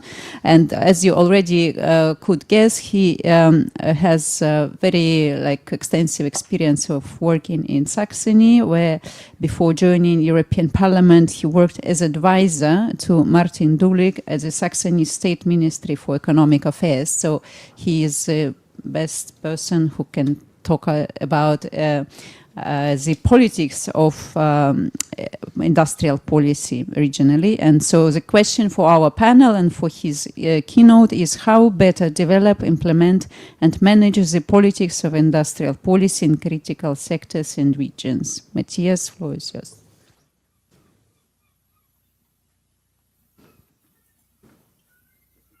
Thank you, Anna. Thank you, FEPS and Progress, for inviting me and also for conducting this study, which I think is an extreme important achievement. And I'm happy to be part of it. We had Gerard and me. We had an interesting roundtable back in Dresden, which I think was part of the study's analytics. And so I'm happy here today to discuss the result, and I'm really looking forward to have a deeper look into the study in general. So let me start maybe with a simple observation, and that is that industrial policy is no longer optional. I think for a long time, mainstream economic thinking in Europe has assumed that markets allocate resources efficiently and that governments should intervene as little as possible. But markets, as we know, allocate according to price and short-term return, but they do not care on whether a region loses industrial base, its skills, or its social cohesion. So these are different matters. So in that sense, the phrase, the market is blind for regions, is not only a slogan, it is a governing fact, and increasingly European policy recognizes this. So the Commission proposed an Industrial Accelerating Act, which itself is built on the premise that Europe must actively strengthen its industrial capacity, its resilience, and decarbonization in strategic sectors. I think that's an important step. It was very controversial, and I think it's maybe more aligned to the industrial policy tradition of some countries in Europe, but it's very controversial in others, like in the one that I know best in Germany. But we've seen a shift in the debate. This is very clear. So there's also a basic economic reality behind this. Manufacturing still accounts for more than 14% of EU GDP and over 18% of employment in EU economy. And even after decades of relative decline, industry remains one of the central pillars of our economy. I think we should not ignore the decline. There has been, Europe is not as shaped by industry as it was like 30, 40, 50 years ago, but it still is. Very much so. Industrial policy is therefore not only competing about global market, it's also about social cohesion, it's about territorial balance, it's about economic security. And in my view, industrial policy must achieve several objectives at once, which I think is not an easy thing to do. So first of all, it must contribute to inclusive growth and to job creation. Second, it must strengthen economic resilience. Third, accelerating climate neutrality. I think in a world that is bound by the world that is bound by global boundaries. Yeah, we don't have we don't have limitless ecological space to work in. So this one is extremely important also for industrial policy. And the fourth one is that it's should ensure prosperity across the region. So not only concentrated in a few metropolitan areas, but across the regions, which I think is the basic idea about cohesion. I would like to point out 3 different angles today in this speech of how industrial policy should be designed. And the first thesis, I think, is quite simple. Industrial policy must not only be active, but it must be place-based. This is what we discussed in the first panel. So strategic economy cannot be built everywhere in the same way, which is on the first hand to say that we need strategic economy in the European Union. This is what we discuss day to day here in Europe on the panels, on our committee meetings, whatever kind of roundtables. But it's not something that you can see abstract on a European or only on a national level. But all of these sectors that we need for strategic economy, they are placed somewhere and they work somewhere and they do not work somewhere else. So you cannot simply decree that in every region we host semiconductors, pharmaceuticals, batteries, green steel, electrolyzers, AI, whatever. So it works in some region and it doesn't work in others. It depends on industrial ecosystems. It depends, for example, on anchor firms, supplier networks, universities and technical schools, testing facilities, logistical infrastructure, and like governance leadership. Of course, political leadership, this is one thing of governance, but the other thing is maybe more mundane, which is public administrations that are capable of coordinating complex projects. So it's the implementation, permitting, those kind of things, yeah? If you want to build a semiconductor factory, you need all the things about water supply, water permitting, about landfill permitting, and so on. So it's very complex, even from an administrative perspective. So these industrial ecosystems rely on knowledge spillovers and long-standing cooperation between research and industry. And we can observe this this interdependence clearly in many sectors, such as the semiconductors or batteries. They are 2 examples. The point is not to distribute industries evenly across the map. The point is to build on real regional strength and existing capabilities. So I share some of the insights you have heard about this, so I try not to repeat what has been said, but I draw, of course, a bit from the Silicon Saxon experience in Dresden as a high-tech network and now the largest microelectronic cluster in Europe. It has its long traditions, and in the 1960s, the first research and development in this field have been advanced there. So this is one. The tradition is one thing. The other thing is that you, of course, need the anchor factories. And we have now the semiconductor factories of Bosch, of Infineon, Global Foundries, and the X-Fab as central pillars of the economic success of the entire cluster in Dresden and the region. And once it will be completed in 2027, the new ESMC, like the Taiwanese joint venture, and it's a joint venture with the Taiwanese in the lead and the other companies that in a joint venture. This will mark the largest industrial investment, foreign industrial investment in Germany to date. So it's the biggest FDI single investment with a capex of around 10 billion euros. So it's quite a substantive investment, which is also co-funded by the national government with the help of the CHIPS Act, because the CHIPS Act, in its core, there are 3 pillars, but in its core, the second pillar is a state aid exemption. Yeah, it's determined that semiconductors can, under specific circumstances, be supported by national state aid, even with big companies making the investment. So it's an exemption from existing state aid rules. So these. And also many SMEs, startups are also active in the region, and they are working on innovative solutions for microelectronics. Also RTOs, Fraunhofer was mentioned. And thanks to this close cooperation between industry, research, and education, Saxony has become one of the most important locations for that semiconductor industry, especially manufacturing. We have semiconductor design in other regions, like in Catalonia and in Bavaria, and we have also strong clusters in the Netherlands, and also manufacturing in Italy now, and in France, of course, Grenoble and so on. But that one is more about semiconductor manufacturing.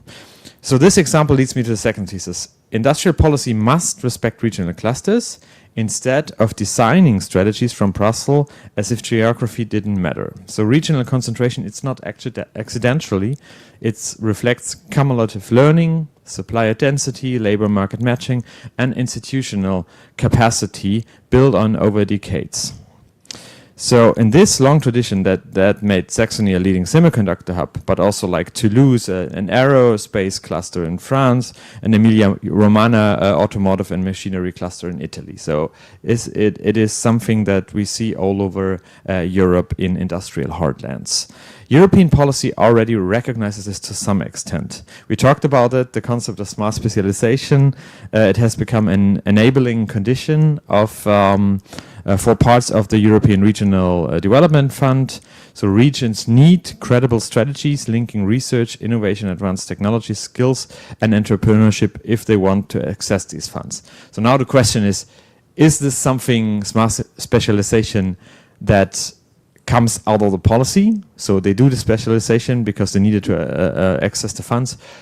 Or do they specialize anyway because the regional clusters only work that way, and then it's like kind of ex post attributed to policy design? Yeah, this is, I think, up for discussion.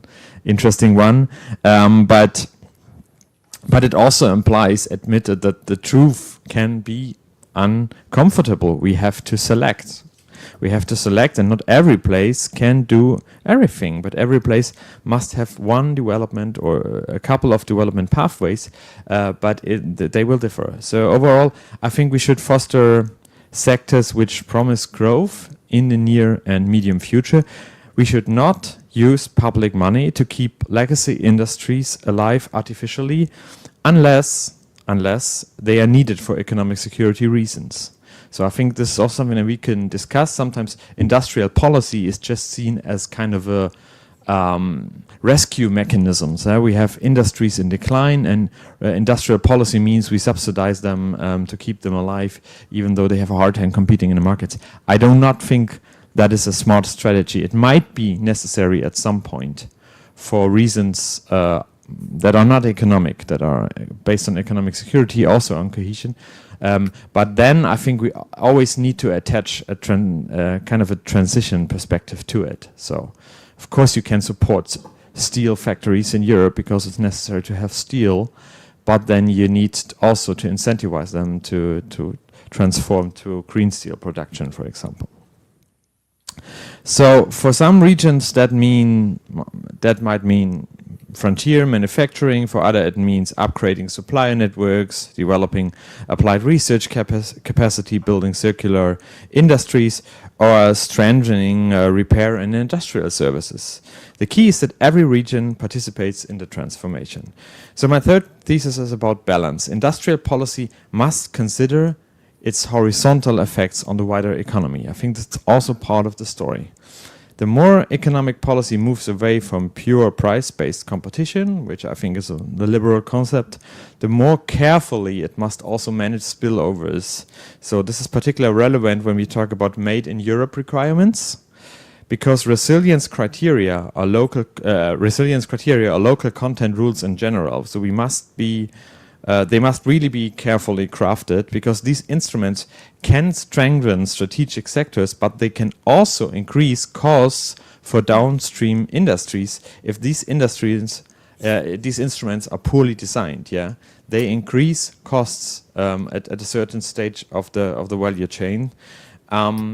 And that can also have impacts on other parts of the economy. This is something that we cannot ignore. So the impact assessment of the IIA concluded that the proposal would bring net benefits of about 8 billion for the economy in 2030, despite showing some adjustment costs for downstream sectors impacted by the low carbon or made in EU requirements. So this is about smart design. When we design industrial policy, we need effective safeguards to not simply shift the burden onto downstream industries. So I would like to continue looking at the instruments we have available and that we should use. First, it's of course cohesion policy and the ERDF. It remains the backbone of place-based industrial transformation. I think that one is for sure. These funds have regional have regions build innovation capacity, their skill systems, industrial sites, connectivity, and productive ecosystems. So maybe a remark on ERDF now. You know the debate about the upcoming MFF and the role of cohesion policy.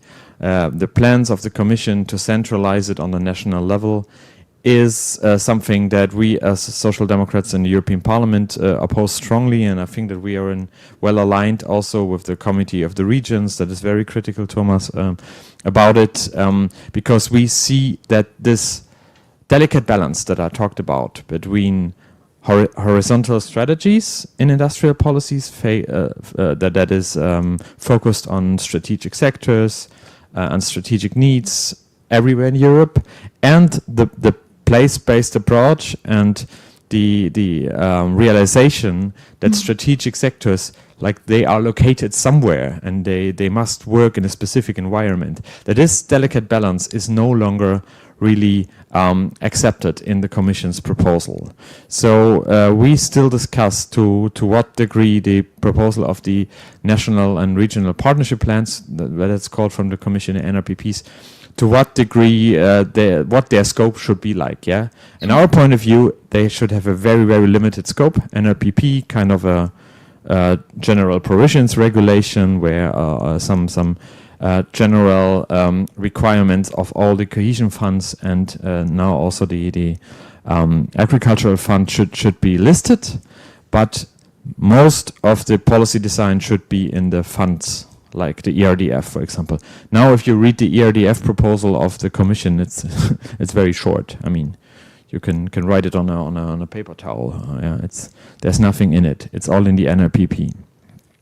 So this is something that we want to reverse, but to be frank, this will be quite a difficult exercise because member states are relatively positive to the Commission proposal. So I'll skip that and go to the next one, which is the important projects of common European interests. They have not been mentioned today so far, the IPSIs. They are crucial when sectors require scale, require risk sharing and cross-border coordination that no single region or member state can achieve alone. So it's cross-border, it's strategic.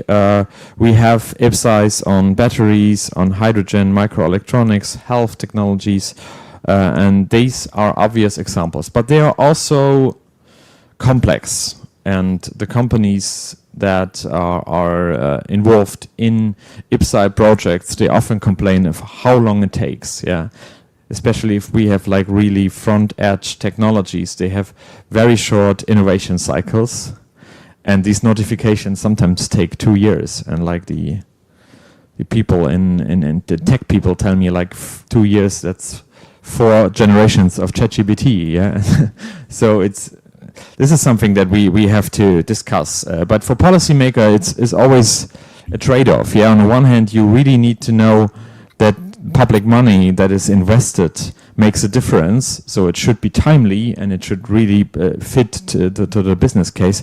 On the other hand, of course, you have some strings attached because it's still the financial interest of the European Union. It's taxpayers' money, and it's not just something that you throw into the market and that you deliver to companies without any conditions attached.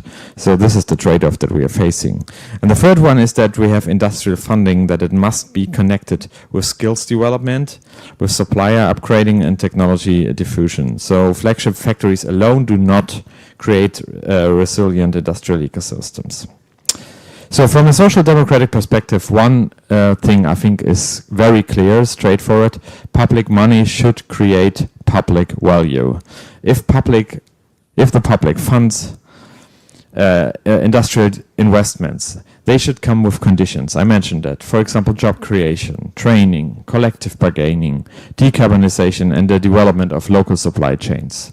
So the discussion usually on the specific instruments is to what degree do these conditions apply all at the same time. Here again, we have the trade-off that I mentioned before. The more conditions you attach, the more targeted your support, but maybe the less effective it might be in terms of that you really have a business case to support. So public procurement is also an important lever.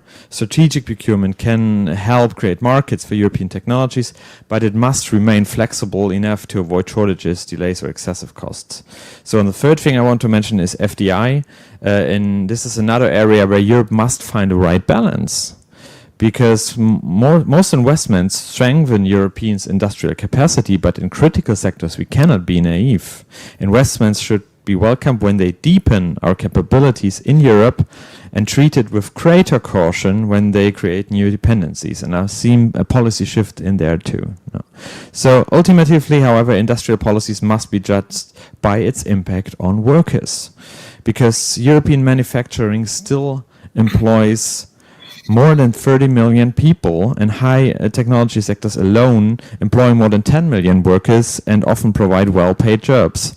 But the quality of these jobs also matter as much as the quantity. So if Europe subsidize strategic industries without labor conditions, we risk socializing the investment while privatizing the gains. And I just mentioned in the previous panel the example of the unionization of the semiconductor sector, which is under average by the standards of like the chemical industry that it's usually attributed to, because it's chemicals basically.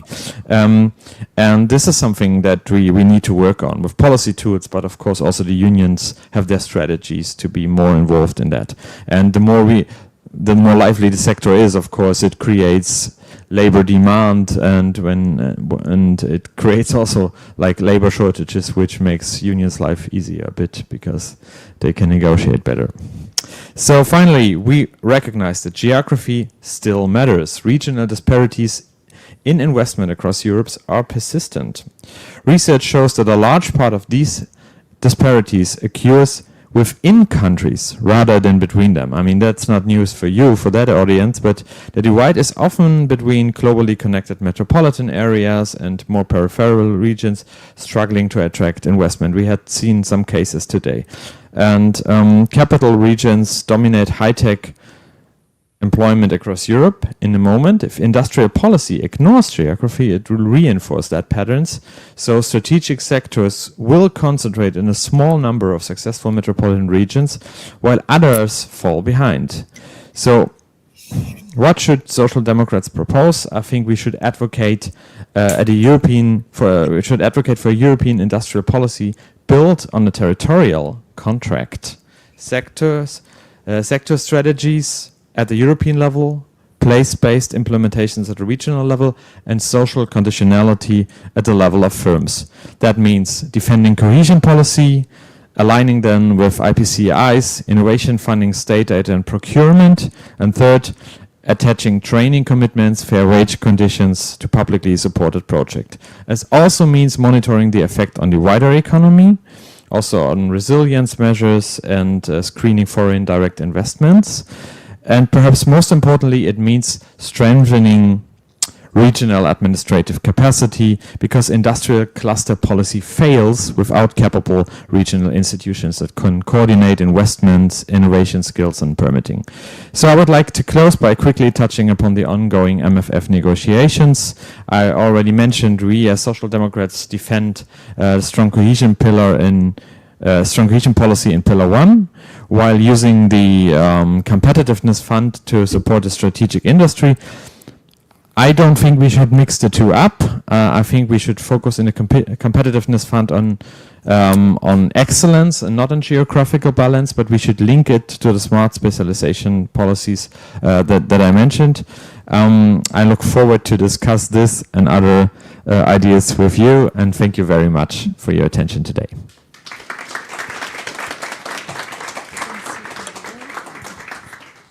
Thank you, Matthias, for this very comprehensive introduction to our panel. And now I would like to announce our other panelists. They can already join here.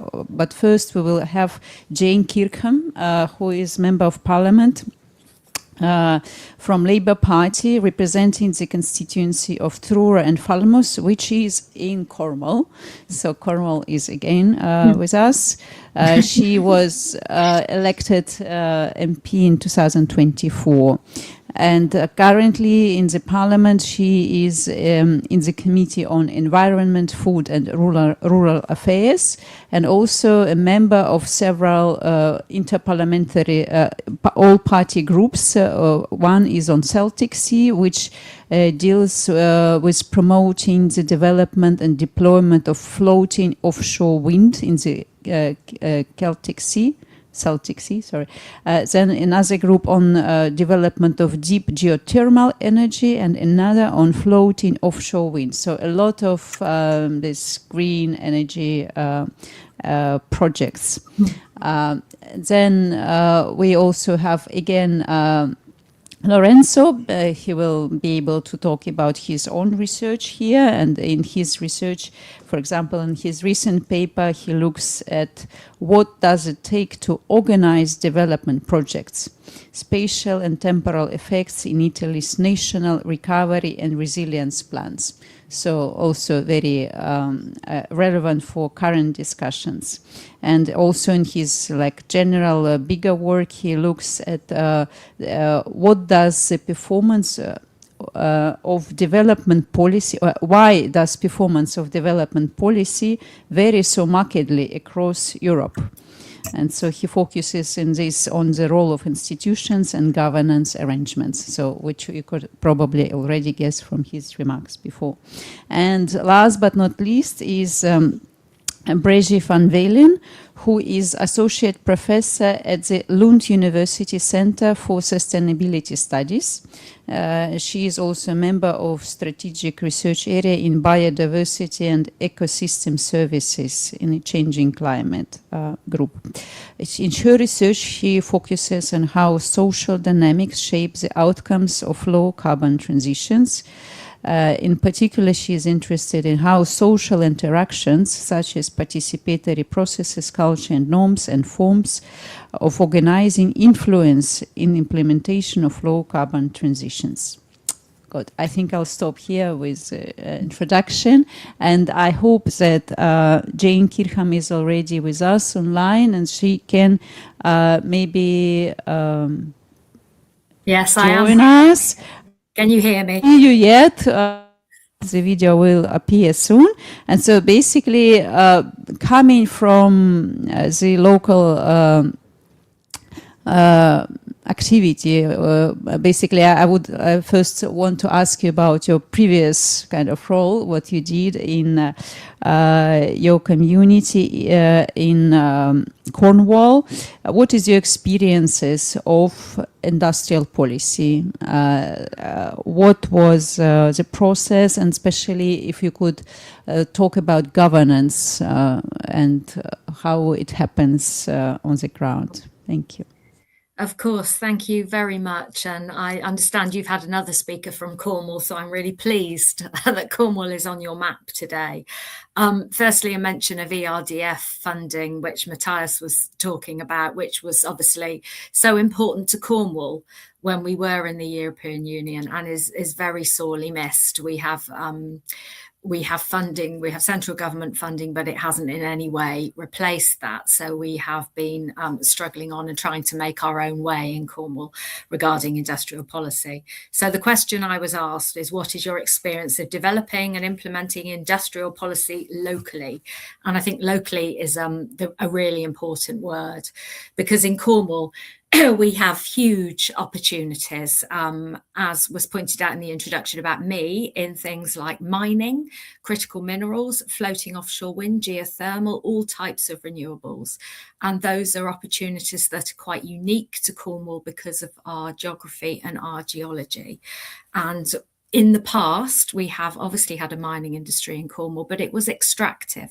So much of the wealth was taken out of Cornwall, and Cornwall was left a poor place, which is why we ended up with the ERDF funding, for example, when we were in the European Union. So now we have those opportunities in front of us, and we need to make the most of them.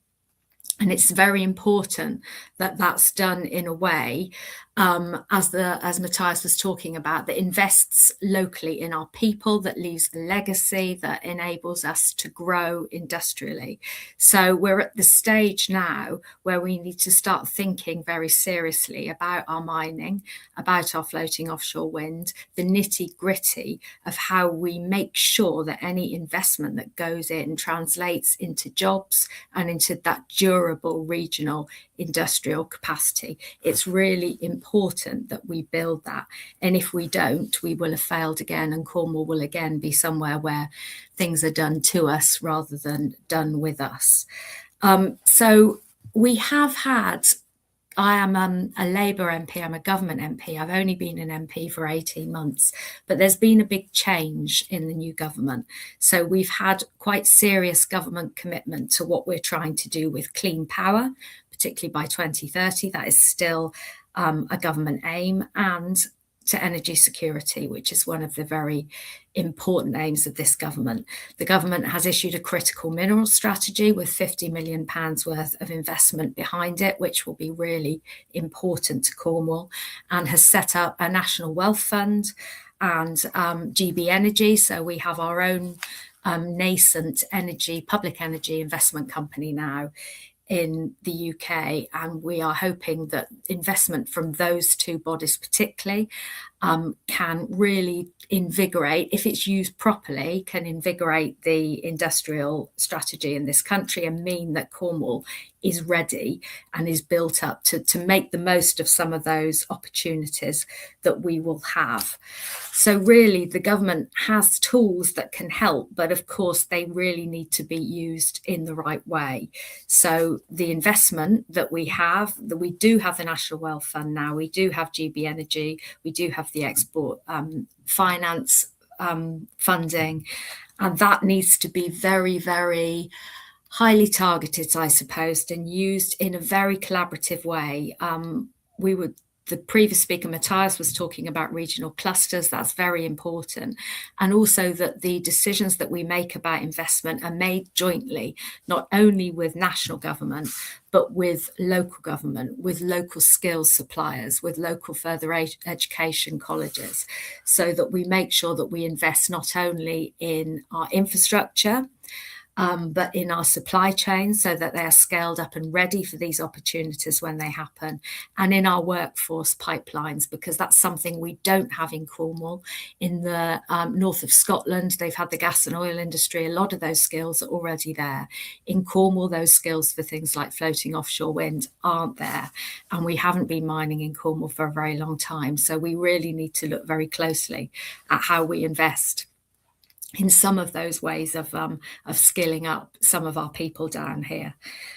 So alongside that very careful investment, we have regulation, we are changing planning policy, we are looking at market regulation, we are looking at how we regulate some of the opportunities that go on here. So for example, we have a number of environmental regulators. We are trying to invest in Falmouth docks, and they are applying to build out the docks so it can handle floating offshore wind. And there is one lead regulator appointed to try and speed up and streamline our planning process, which has been very clunky. So for those projects that are of national significance for infrastructure, we have to make sure that that's done in a much more streamlined, faster way. And as Matthias said, we have to be very, very careful and targeted about government procurement and how the government give out contracts. Now, up until now, our government have not been very good at giving out contracts that actually require some of those social impact benefits from the contractors. And that's something that we are now looking at again and changing. So we have contracts for difference on energy prices for floating offshore wind, but the Crown Estate, which owns the seabed in the Celtic Sea, is also giving out leases for developers to start to develop floating offshore wind projects. And those leases now will make sure that they have social value in them, that they have carbon targets, those kind of things. And that's something actually nationally hasn't actually been done in this country before. So we're really pleased that that's moving forward. So those government have those three tools, but it's important that they use those three tools in conjunction with regional and local authorities. We have a local council for the whole of Cornwall that is very strong, and we will have some devolution coming down from national to local government. It's important that that ties in and works well.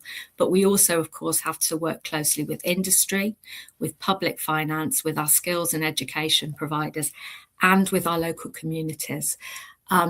If this is done properly, now Cornwall has a history of industry, it has a history of mining, so that receptiveness is there, but it's so important to explain and work with the local community so they can see exactly why industrial policy is so crucial to Cornwall and what Cornwall and their children and their grandchildren will get out of it. So I suppose we're learning now in the UK. We're not part of the EU anymore, obviously. We have started with this new Labour government to look at industrial policy. We have an industrial strategy and look closely at how we invest to get the most out of what we can for our regions. Cornwall's a very fortunate place in this new world of energy, renewable energy production. So we should be able to do well, but those levers need to be used very, very carefully. And that's something that I found frustrating up to now. But hopefully, as we move forward, we'll be able to do that much better.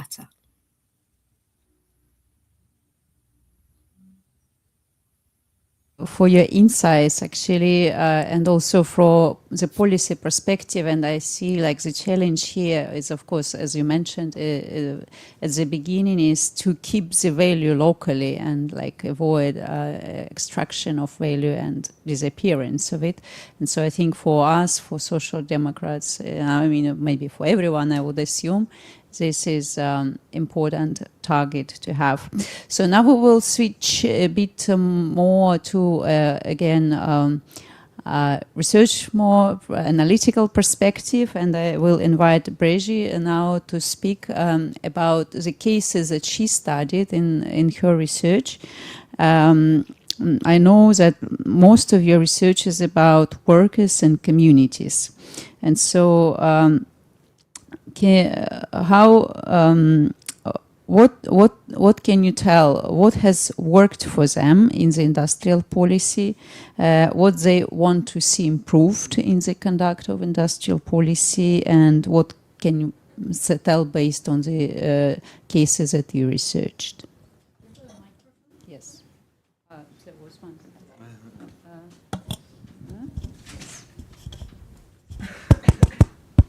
Yes, that is working. Thank you. Thanks for having me here today.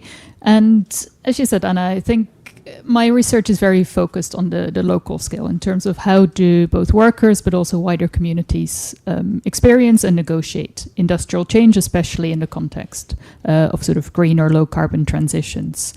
And in terms of how do workers sort of experience industrial policy, or how do they feel about it? I mean, if you ask local people about industrial policy, they're relatively unlikely to have a strong opinion about the concept as a whole, I would say, right? Not so much about, economic or industrial clusters, but what they do care about is how does industry play a role in their daily lives? How can industry contribute to good working lives and healthy, thriving communities, basically? So as Matthias said in his presentation as well, when we're talking about job creation, for example, it's about the quantity of jobs. It's about where those jobs are in terms of geography. That's obviously one of the focus areas of today. But also, what is a good job? What are people looking for in a job, right? Clearly, a lot of people will work because we need to earn a living. So we're looking at jobs that pay a reasonable salary, that pay a good salary. But we're also looking for jobs that are stable, that offer progression in the workplace, possibly. Jobs that offer people a sense of pride in their work. Jobs that make people feel valued in the workplace, right? So those are maybe slightly fluffy sort of concepts, but that doesn't mean they're any less important to people in their everyday lives. And I think the same is true for places and communities. When we ask about, or when we think about, what do municipalities or local people want from an industry in a place, Of course, having an industry there is good. It's good for the jobs. It might provide sort of tax income.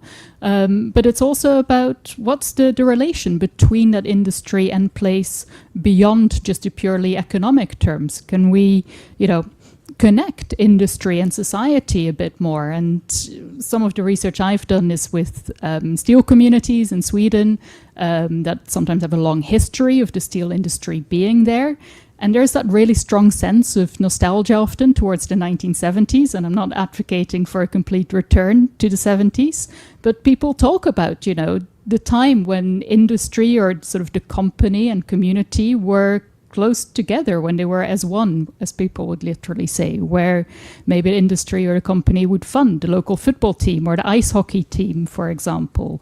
What would that look like in this day and age, basically? Is there still scope for that? Can we re-embed industry in society, in local communities more? And I think that's also true for municipalities. How can municipalities and industry work more closely together, for example, when it comes to skills provision, when it comes to training young people in these places for jobs of the future. So it is about that sort of thinking about what's the social dimension here? What do we want from industry in a way that it contributes to people's lives in a good way? And then I think what people are sort of most frustrated with quite often is this sense of lack of control when it comes to change, right? In terms of this feeling that change is being done to them rather than with them. So again, that goes back to that discussion of the sort of multiscalar, like how do we bring, whether it's workers, whether it's unions, local governments into these discussions and give them a say in these processes, to give them influence in these processes. And again, what we're seeing, for example, in Sweden, where there's quite a focus on sort of, green industrial change, is you get companies sort of, hopping between municipalities or sort of shopping between municipalities almost to see where can they get the best conditions, if they were to locate their industry there. Understandable from their perspective, but it also means that from a municipal perspective, municipalities feel like they can't place demands on these industries, or that they have to lower their demands in order to attract industry, right? So what kind of coordinating role might there be for the state or for others to not just bring in municipalities more, but to give them a bit more say and influence in these processes? So I think that, thinking through that sort of lack of control, especially from the bottom up, and how we can address that is a crucial part of this.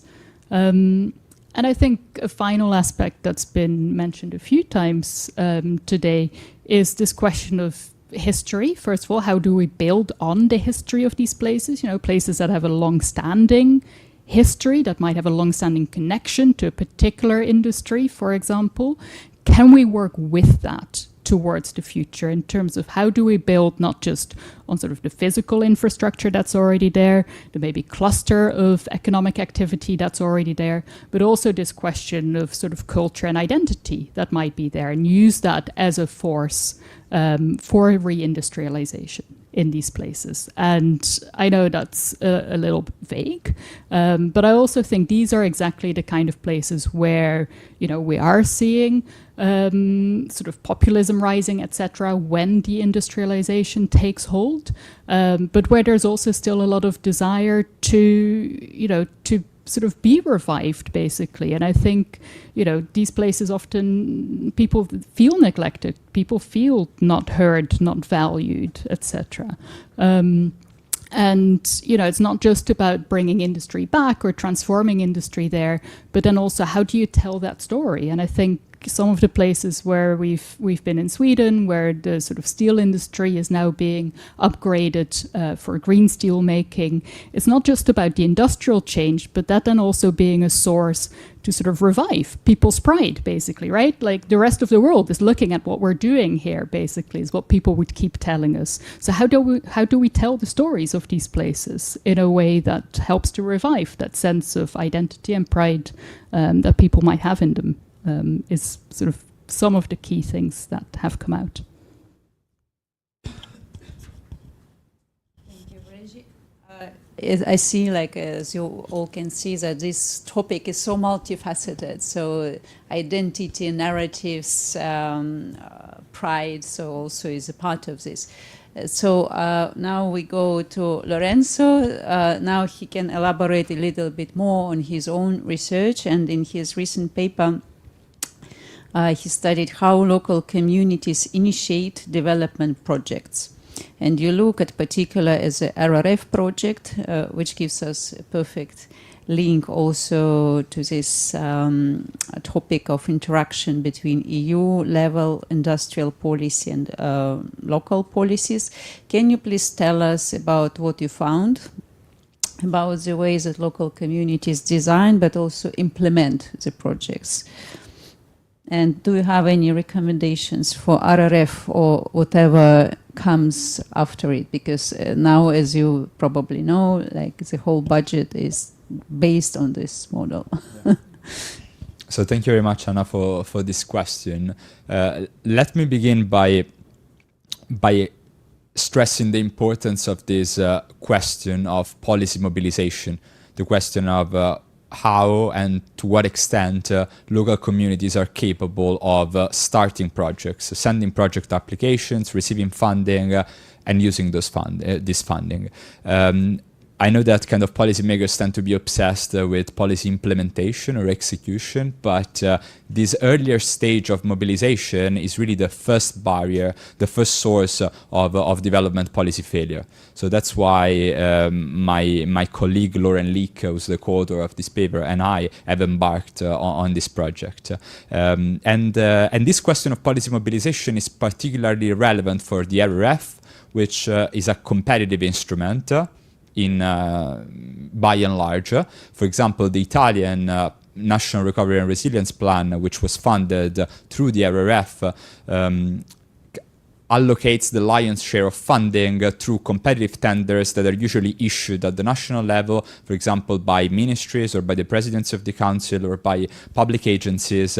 And then there are a number, like a myriad of actors, including associations, individuals, enterprises, local bodies that can apply for this funding. And this is very different from, as you know, cohesion policy works, where funding is allocated to regions, to NUTS 2 regions. So we studied this question in relation to the Italian plan, and we did by collecting data on about 240,000 projects. And with this massive database, we try to kind of understand the characteristics of local communities where they were particularly successful or unsuccessful in organizing projects and securing funding. So we estimated policy mobilization, local mobilization in response to the RRF as a function of traditional predictors, which are socioeconomic development, political alignment with the national government, and administrative capacity. These are well established in the literature. But in addition to those traditional predictors, we really focused on the capacity of local communities to learn. And specifically, we hypothesized that communities learn from two distinct sources. They learn from space, so from their geographic neighbors, from kind of communities that are around there and may face similar challenges and opportunities. And they also learn from the past. They learn from past experience. In this case, in the case of the RRF, experience with cohesion policy is particularly relevant because despite of their differences, the programs have many similarities, especially in how kind of projects are managed and funded. And I think three main findings emerged from this study. So first, that net of geographical differences, a difference in socioeconomic development, politics, capacity, etc., communities with strong neighbors and with extensive experience with cohesion policy tend to perform much better than those without. So this is a very important finding. In other words, there are very strong spatial and temporal dependencies in these instruments, at least as far as Italy is concerned. Second, on average, the temporal premium, so the kind of project premium that you get from cohesion policy is much higher than the spatial premium that you get from your neighborhood. And third, the temporal premium interacts very strongly with underlying administrative capacity. So in simpler words, this means that communities with very strong institutions tend to be more capable of using their past experience with cohesion policy to do well also under the RRF. And you ask about policy recommendations. I don't have full-fledged policy recommendations because we are not very good at doing that. But I can offer a couple of policy implications which I think are relevant. So first, like competitive programs like the RRF and probably the future cohesion policy or whatever will be called are really subject to strong structural dependencies, including spatial and temporal dependencies, and as a result of these dependencies, these programs may exacerbate instead of mitigating territorial inequalities. And easy fixes like quotas are likely to be ineffective. For example, the national government in Italy introduced a quota whereby 40% of RRF funding should go to the south of Italy. And I honestly think that was a very bad idea because it did enfeeble competition between the north and the south. But then the result of this kind of easy fix was that in the south, only strong cities, big cities like Naples and Palermo performed well as the region of Puglia, which is by far the best performer in Italy and perhaps in Europe in terms of capturing EU development funding. But other places, the hinterland of regions like Sicily, Campania, Calabria, did extremely badly in terms of securing projects, something unseen under cohesion policy. And then the second recommendation or implication, and then I stop, relates to the role of institutional capacitation reform. Even in the RRF, as in cohesion policy, kind of investing in institutional capacity, administrative capacity makes a lot of sense. But according to our paper, in a somewhat unconventional way. So of course, like stronger administrations will be more capable of managing more public projects, project applications, so they will be more effective at securing public projects. But we also uncovered another way in which institutional capacity improves policy mobilization. Namely, kind of public administrations in these programs really act as brokers. Based on our qualitative interviews, we discovered that many successful beneficiaries, project beneficiaries under the RRF, were really contacted by the regions or by the local municipalities, often on WhatsApp, just because they did well under cohesion policy in the previous programs. They did some projects, and so they received a message, for example, from policymakers that they knew personally, saying there is a new funding opportunity. Why don't you apply? The procedure is similar, and often they applied, and often they got the project. So this important brokerage role, I think, is underemphasized in the literature and in policy circles, and should be really be a topic in the future.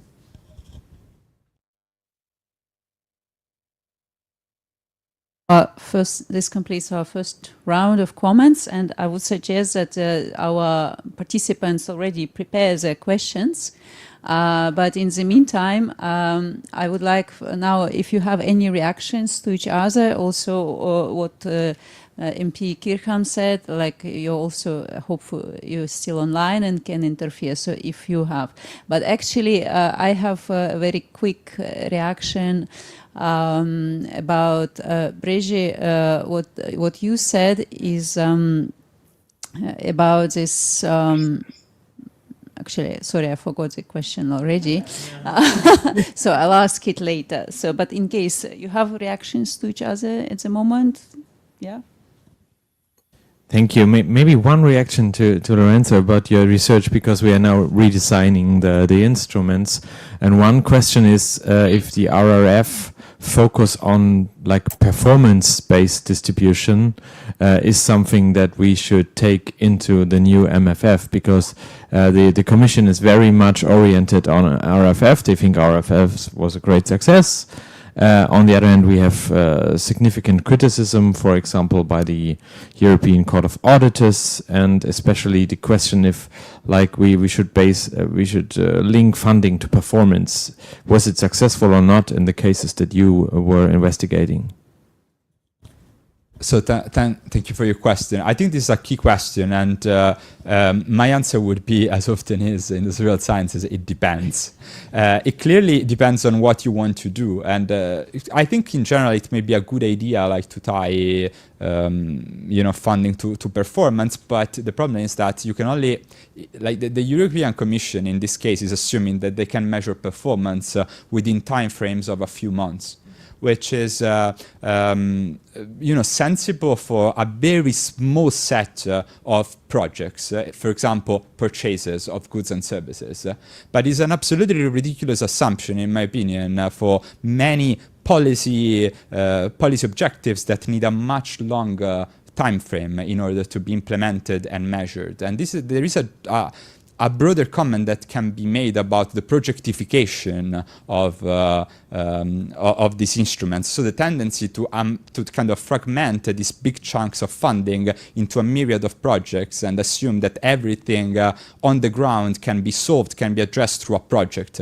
But the project is a specific policy instrument with deadlines, with specific features, and many of the things that we need to do in order to, foster territorial development cannot be achieved through projects, and they will be achieved in very suboptimal ways if we continue doing those through projects. Like examples are institutional capacity reforms.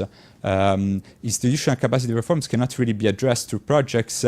Only consultants can be hired, internships, things like that. But then there is always a problem of, training these people that can never then be hired as permanent members of the local administrations, and so they leave very strong structural weaknesses in the public administrations. So I think that I have a very mixed view on your question, and many more examples could be made about the problems of this kind of project paradigm that seems to be kind of taken for granted within EU institutions. Questions? Can someone help with Mike? Yeah, Louis. Thank you so much. I am Jade Connolly from the European Association of Development Agencies. I have two questions. One, I think both are related to Lorenzo. So the first one is about this performance-based, the new harmonization of the indicators. We know that we went from 5,000 to 900. But there's also a big concern that none of these indicators are collected at local level. So now that we're talking about place-based, what is your take on that? And the second question would be about your findings in the study related to the learning process and how important is the learning process. If the results are that this is very strongly connected to the geographical sense, why our training programs related to cohesion policy for the regions are not more focused in like peer-to-peer exchanges, for instance, because we see many of the times we bring people from other countries trying to teach totally different countries on how to apply to these funds. But if there's studies about this and there's findings already, is there any way that you are already discussing this with the institutions? So that will be. Thank you. Two more questions for this round.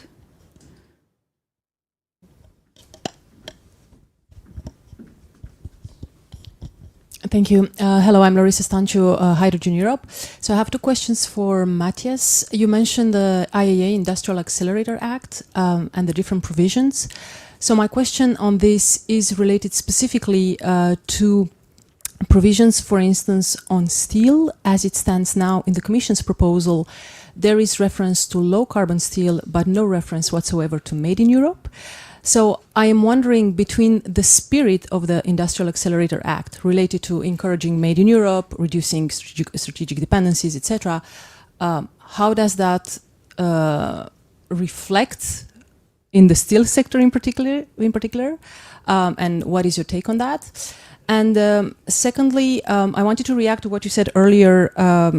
You use the need to attach a transition pathway, and again you use the steel sector as an example to support with transition to green steel, for instance. And I would like to connect this with the different conversations we had on funding. So we mentioned cohesion funds and others, and I was wondering, what is your take on this one specifically as well, with regards to a potential link between Horizon Europe, so everything related to research and innovation, and then the competitiveness fund, as to how do we help emerging sectors? I give the example of hydrogen because I work on this, and for instance, the hydrogen valleys, in order to make this something achievable and something concrete, really. What is your take on that? Thank you. Okay, one more. Yeah, I wanted to follow up a little bit on the RF, because here at FEPS we did a project, but it's like, I think 3 years ago that we did a publication, and at that point it was really too early to say, and probably we didn't do like as much as you did, Storo. But I'm interested also because we had certain objectives, like there was, I know the 20% for the digital, that's what I remember. I think even 50 or 60% for the green transition, again the twin transitions, but we couldn't really find like how effective that was. So I'm triggered about the measures because we're designing new instruments with certain success measures. But yeah, it's interesting to see and to check if the money was actually spent. But maybe to go a little bit more in this, you know, the strategic, like on the highest level, you know, like you said, like, okay, you have quota for regions. We had quota for the digital, for example, which I think now for strategic autonomic reasons is still very relevant. Same with the green transition. So maybe to go a bit more into that. Okay. Yes, please.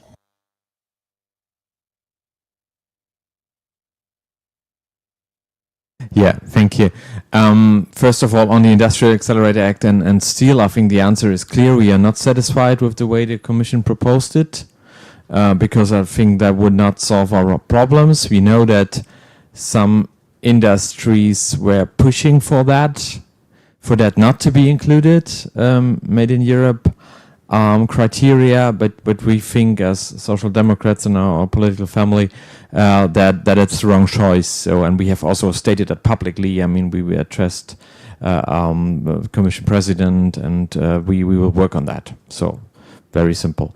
On the other question, that is more that is more complex. I think on relating Horizon. I mean, the general idea is that Horizon as a research framework program and the competitiveness fund are kind of mirroring each other on the priorities, that we have 4 windows and they are mirrored, and we discuss now about things about the way they are interrelated, the level of granularity that the budget lines should be like. These are discussions, but in general, I think the principle is that Pillar 2 of Horizon reflects the ECF is something that makes sense for me. And my remark on the transformation perspective was something that we have in the state aid framework now. We have the state aid framework that requires certain conditions for nation states to give funding to sectors like decarbonization of steel, especially the energy prices. So they can subsidize the energy prices, but they have some strings attached, saying that they peu change their business model to a decarbonized perspective. And this is something that I think is important. Of course, it also must be supported by research funding to make the technologies available, and ECF funding to scale them up. But I think it's a complex relationship. I think we would need to look deeper in that and on a specific case. But in general, I think when we use public money to support legacy industries, then we should always have a transition perspective attached, because we should not only care about the industrial jobs of today, but also of tomorrow and in 10 years and in 20 years' time. So thank you very much for your questions. I've taken some notes. So the first question was about the importance of collecting local data for the performance-based mechanism. I totally agree with you. It's fundamental, but then in terms of the problems that we may face, I think this goes back to my previous answer. The problem is always that many local public administrations, I'm talking about Italy based on my experience, but I think this finding can be generalized to some extent, at least to southern Europe. Like the number one problem that local public administrations face is the lack of personnel. Like this is the most consistent finding that I've ever encountered in my research. If you ask any kind of municipal official, what's the number one problem in terms of managing these projects? We don't have personnel. And they don't have personnel because they can't hire it. And they cannot hire it because of how because of many things, of course. But then if we're focusing on EU policy, they cannot actually hire them if they're for many reasons. One is kind of the project-based funding, so they have kind of a time horizon of 6 years. Another is the additionality principle, which is one of the funding principles of cohesion policy, which says that in theory you shouldn't fund things that should be funded by domestic and local resources, which was a tenable assumption maybe before the financial crisis, before kind of the austerity years, but in Italy, like most public administrations at the local level are severely underfunded, and so kind of this additionality principle creates a lot of problems. So if I had to make one recommendation to the European Commission, I would tell them, open a structural fund, like one structural fund for this kind of longer term interventions. I know that we call them structural funds, but they are not really structural. If they have a time horizon of 6 or 7 years, they are not really structural. Then the second question was about training programs for cohesion policy. Yeah, they would be absolutely useful, especially at the stage of policy mobilization. And I haven't discussed those with the institutions, but what I can tell you is that these programs in some regions like Puglia are emerging from the bottom up, without public funding. I've discovered that in Lecce, for example, that are kind of evening schools in which people gather and they teach each other how to apply and to kind of submit an effective application. So there are kind of social capital-based solutions. I agree with you, there is room for kind of publicly funded solutions that are a bit more systematic and most importantly, not only localized in a few places. And then there was a question about sectoral quotas in the RRF. I'm always a bit skeptical about quotas because I think they are arbitrary, and I also think that they are kind of top-down and they don't really go well with the idea of place-based policy. Place-based policy is about, I think, empowering local communities to understand what the main problems are and how can those be solved, and these quotas are constraining. But at the same time, I do believe that the European Commission and also national level authorities play a very important role in setting framework goals, which can be sectoral, and giving, a sort of a guideline on which local communities can build. Whether these framework goals should be tied to a specific amount of funding, I'm a bit skeptical. Also because, sometimes these sectors are very blurred, and it becomes arbitrary what you put under green, what you put under digital, and many interventions are strongly integrated.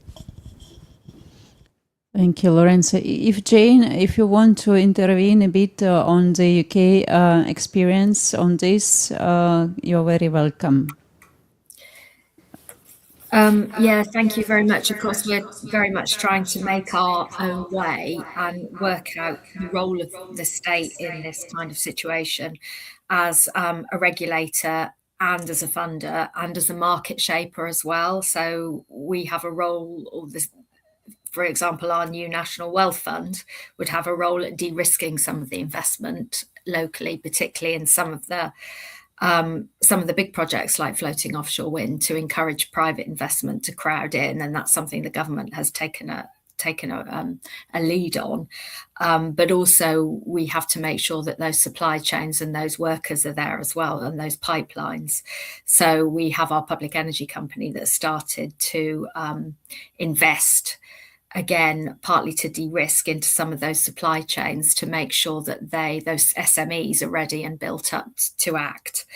We have to make sure that we have the regulation in place as well. So it's something that we're trying to do piece by piece with our industrial strategy. We haven't obviously got all the processes and the routes available that you have in the EU, and you've been doing it a very long time. So it feels a bit like we're beginning again.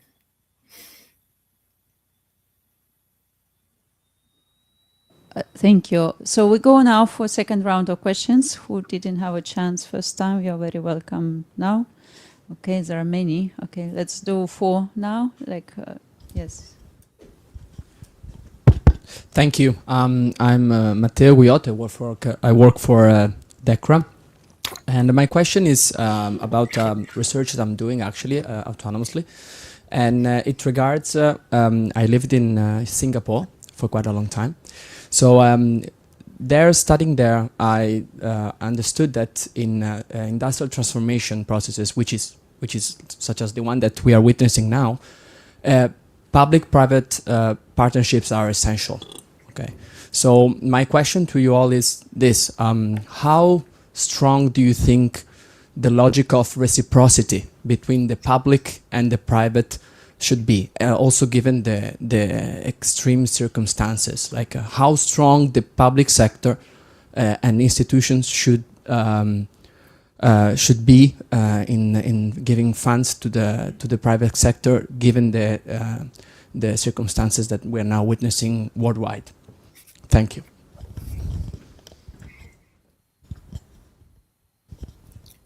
I'd like to answer that if I could, or are you going to take the questions in threes? Sorry, can we collect 3 more questions and then we do a round of responses? Sorry. Can you raise again your hands, please?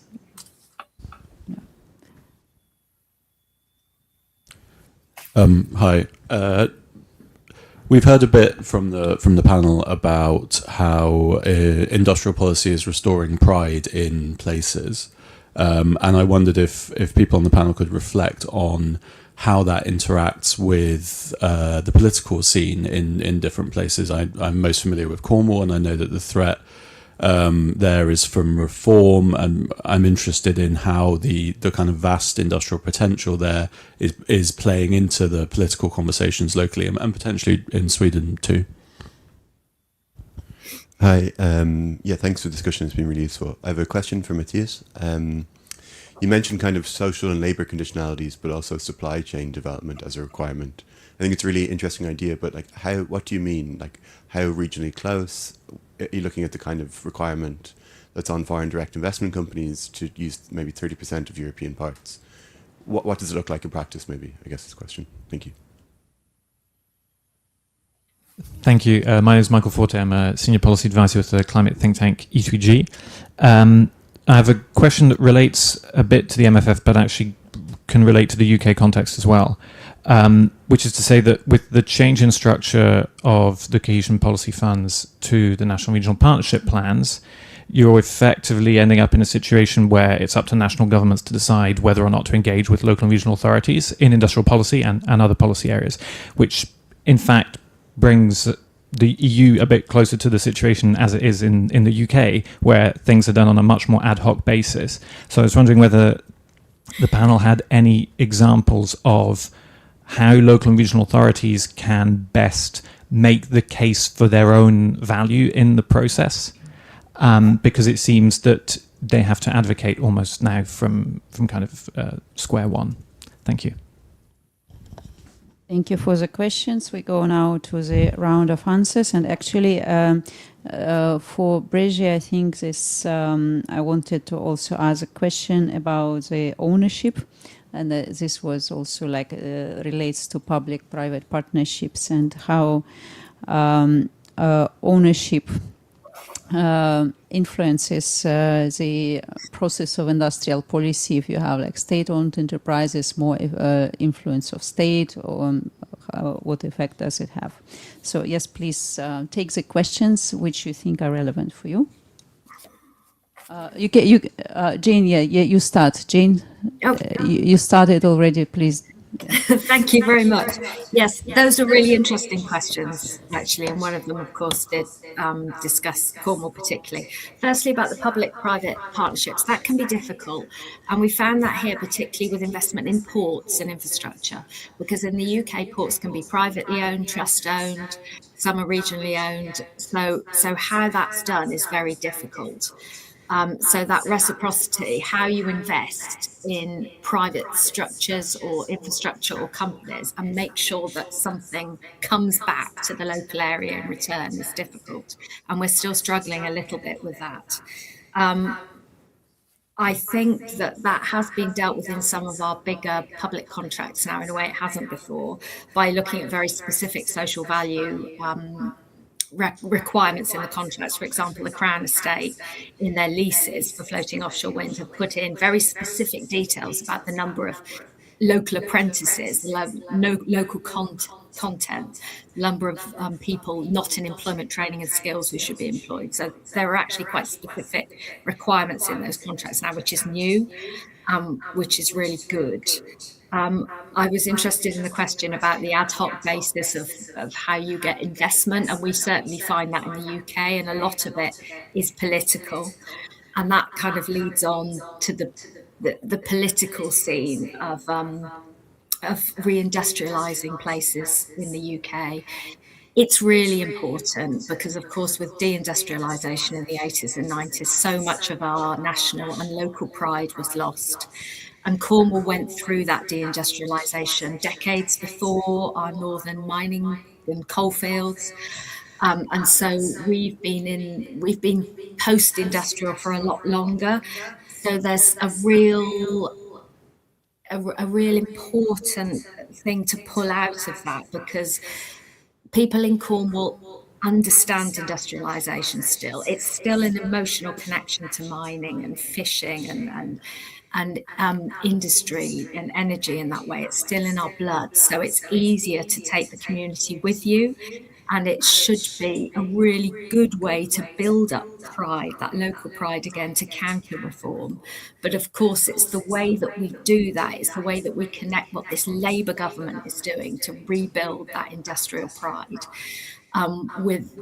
it's the way we tell that story. Somebody was talking earlier about the narrative and getting that right so that people understand how we're doing that, what we're doing, how we could create that future for our grandchildren. That's what we've got to grab onto, and I think that's what we're not very good at doing on the centre left. Good. Bridget, you start with next. Yeah.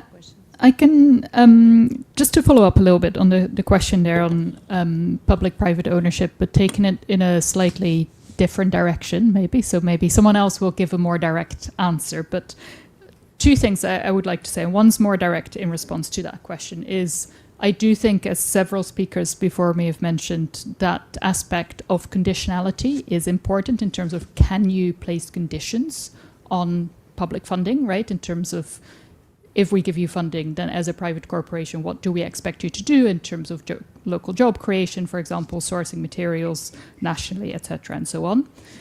As I was saying earlier as well, what we have found, especially when local municipalities try to do that, is that some companies go like, thank you very much, that's too much effort, I'll go to a different municipality instead.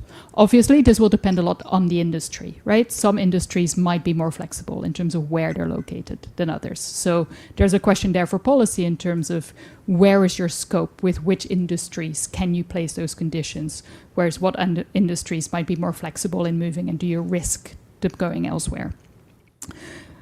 The other aspect, though, that I was thinking about before was, I think this public-private model, of course, there's a million different ways in which that can play out, but that's also just one model. And I think we've talked about steel a little bit, and that's, one of the big sort of processes currently happening, or that they're trying to make happen in Sweden, is green steel making and the transition to green steel.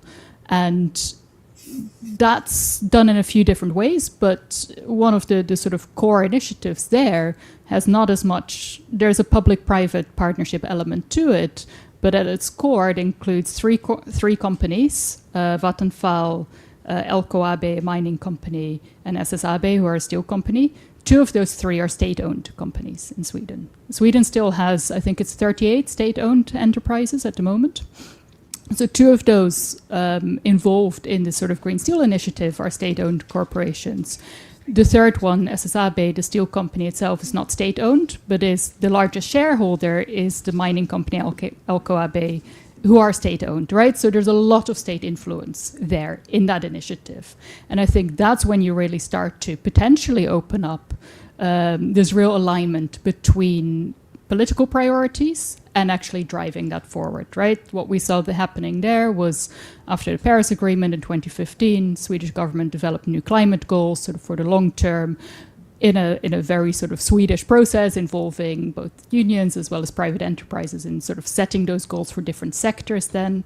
But then through the involvement of these state-owned companies, it was really able to drive that change forward in a much more direct way, I think, as you could otherwise when you're simply relying primarily on private corporations to do that.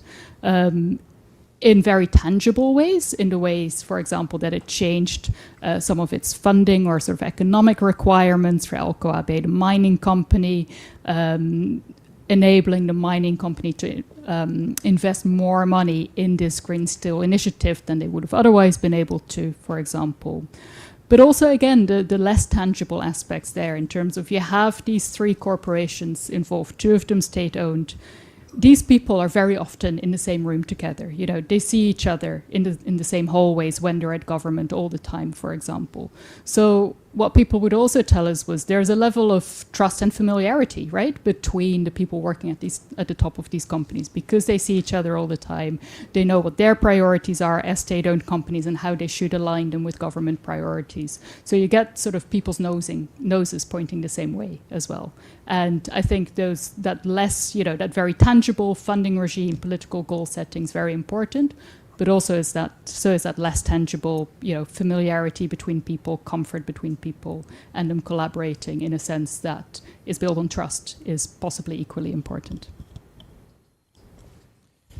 Yeah, thank you. Just a few questions. What directly addressed to me was about supply chains. Yeah, I think that in some respects, I think this is quite a strong intervention, but on some areas, I think it might sense to also have conditions attached to neo-sourcing or local or at least European sourcing, when it, especially where security is attached, where building up capacities is attached, and I agree with what you said. It really needs to be specific to the sector. So sectors that are more mobile, that are less dependent on specific ecosystems, they could avoid such conditions.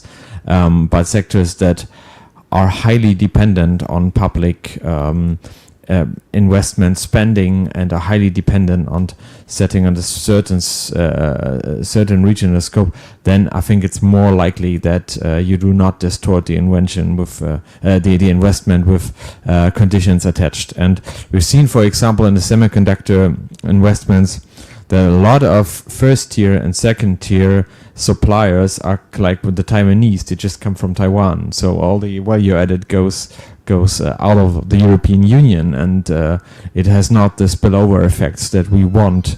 And I think if we want to guarantee spillover effects, then we also have to bear in mind supply chain conditions. And in general, what was said about political affiliation and successful industrial policies, to be honest, I'm not extremely optimistic about that. I think we should not be. I think it's not so direct contract. So like you make a successful transformation and then everyone votes for the left, and we can get rid of the right wing influence. I think it's really there's a long term effect of why people defect to the far right and what cultural issues are attached to that. And even if you have successful transformation, then the pride that people take from being skilled in technologies that are maybe no longer relevant, while other technologies that are relevant and produce value added, they are not skilled at and they don't take pride in, then even a successful transformation might not prevent you from having a strong far right in the region. I mean, this is up for further research. I think other people know the numbers quite well. But we sometimes, as social democrats, we tell ourselves the story that we only have to make a successful industrial transformation, and then the whole spectrum, the whole ghost of far right will go away. I don't believe that, to be honest. I think a successful industrial policy is an end in itself. and this is how we should look at it. Thank you. So in the interest of time, I'll focus on the last question. So what's the value added of regional and local authorities in this development process? I think this is a crucial question, and my answer is based on extensive fieldwork that I conducted in the southeast of Italy during my doctoral studies. And there I really learned that the province, so provincial authorities, which in Italy are often wrongly treated as useless institutions, actually they play a fundamental role as far as EU funding is concerned. Namely, they play the crucial role of reconciling initiatives that tend to be quite discrete, quite idiosyncratic, initiatives that get funded by the EU into somewhat more coherent strategies. And even before the change in the framework governing cohesion policy, I think there is a kind of a good case study here in the south of Puglia, because the Italian government in 2014 essentially depowered strongly provincial authorities, except those in metropolitan cities. And so you could really see how kind of the landscape of EU project funding changed afterwards. I think you could even argue that today, as a result of this policy change, interventions tend to be much more idiosyncratic and less integrated from a spatial perspective. There was a municipal official in the city of Lecce who really kind of complained to me that much of the RRF funding that they had received had been used on building cycling lanes within Lecce, which ended at the administrative boundary of the city, and nobody really used them because they could not be used for people who needed to commute across the province. And of course, I cannot make a causal statement, but I think if the province had been empowered as a sort of coordinator, territorial coordinator, this would not have happened. And this is a role that only these authorities at the intermediate levels can fulfill, because municipalities are too overwhelmingly focused on their project bubbles, and national authorities, on the other hand, are too detached from what happens at this very local level. Okay. Now we have a little bit of time left, very little. So in case of there are any other, yeah, Matthias needs to leave. Yeah. Okay. Thank you so much. So in case of any other last minute questions, comments, you're very welcome. Okay. I just wanted to add something on this logic of projects and strategies. And we have it also in other places, that if you make an application and your success rate is very low, you only apply for things you don't need, because the risk of failure is high. And so you basically say, okay, it's nice to have, but if it's not coming, it is not. And this is not really understood at the European level. If you only have a delivery system on project base with very low success rate, you have an implication of the value of the project for the regional development. And the main thing in the shared management is that the regions are not selling themselves to get the money, but they show what are the real problems in their development strategy. So you have a much more eye-to-eye debate. And the last comment is on smart specialization, which was an enabling condition for the current funding period. It only works if people believe in this, in foresight, in an entrepreneurial discovery process. And we have started as a committee of region with the JRC an initiative where we not talk about money, but about ideas. We try to penetrate local politicians with new ideas. And that was super interesting for them, because it is more about the vision of their region before starting to mold it in applications or in strategies. And I think we need a collective space of new ideas, how to address the challenges on the ground, based on security that the local actors are empowered, local actors, social partners, and so on, to find the solution. And maybe the last point, what is crucial for industrial policy, for cohesion policy, for anything, is workable, bankable projects on the ground that works and that can be implemented. And if you have that, you know what is needed for industrial policy and you know what is needed for regional development. And this focus on what really works on the ground, when we look at hydrogen, when we look at batteries, when we look at, is very often very at the very last part of it, and there is a painful discovery process that the big ambition you have is not working because you don't have bankable, workable solution on the ground. And that link between what works on the ground and what we want at the European level needs to be closer. And that is what this policy dialogue is all about, and an effective multi-level governance. So, sorry for making that comment. No, it's all very important. So who else wanted to make comment, question? Good. So I think we're all very satisfied. That's a good result. I would like to thank our speakers and our audience for coming today. I think, like, I will not summarize too much, but I think one aspect which stands out is that capacity of local administrations is key for this, and we argued for this already in our previous papers, that for industrial policy you need really local state capacity, and how to fund it. I hope that in this next budget MFF or as a part of a separate fund, we should argue and push for this instrument, because otherwise I don't see how all these beautiful ideas can be implemented. Thank you so much. And the study will be coming sometime later. We're still like in the process of publishing it, so we will send out. Thank you. Just a very brief comment about the lunch. They're still setting it up, so please wait a couple of minutes.